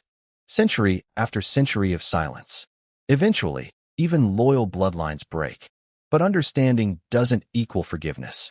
Not when you actively help hunt the gods you once served. Richard weathered the storm calmly. then delivered the killing blow. If you're so confident the Holy Lord will win, why are you panicking? Just wait. Everything will sort itself out. Right? Beautiful. Absolutely surgical. Raspain's face cycled through fury, embarrassment, and grudging respect in about 3 seconds. Then the Viscount did something unexpected. He called a small boy out from behind a side door. 8 or 9 years old, trembling, motherless. His youngest grandson. Richard, your career will never climb very high. You're too honest, too principled, too stubbornly decent. But that's exactly why I'm giving you this child. He was hedging his bets. If Lesthetia won the coming divine conflict, Richard, connected to the monastery, known to Bella and Mia, would be positioned on the winning side. Having his grandson attached to Richard was insurance. A Raspain surviving no matter which god prevailed. You're a good person, Richard. And good people can never refuse. The old snake was right. Richard looked at that scared little boy and couldn't say no. Couldn't abandon a child to pay for his grandfather's sins. Took the kid without a word and walked out into the sunlight. Standing outside the municipal building, Richard stared up at the blazing sun and thought about what good person really meant in a world where goodness was just another lever for powerful people to pull. He shielded his eyes against the glare, lost in bitter reflection. In that exact moment, because the universe has impeccable dramatic timing, the sky above her Blando island shattered into an enormous mirage. A colossal phantom vision materialized across the heavens, shimmering like a desert hallucination painted across the ocean air. Every person on the island stopped whatever they were doing and looked up simultaneously. Then came the sound. A piercing, triumphant cat cry that rattled windows and vibrated through chest cavities. Bella burst into visible existence overhead, stepping across spatial ripples, radiating power that made the air itself tremble. She'd been hiding for 10 days, conserving energy, letting accumulated faith and ether coalesce. And now? Now the moment had arrived. Bella was beginning her divine breakthrough. Right here. Right now. Above an island full of people who'd spent 10 days praying for her destruction. Richard lowered his hand from his eyes, looked at the divine spectacle unfolding overhead, then looked down at the small boy clutching his other hand. Well, kid, he probably thought. Welcome to the most interesting day of your life. Mine too, honestly. Because through our Mobius ring connection, I felt Bella's ascension ignite like a second sun in my consciousness. My cat was about to level up. On enemy territory. In front of 300,000 hostile witnesses. Subtle as always, Bella. Subtle as always.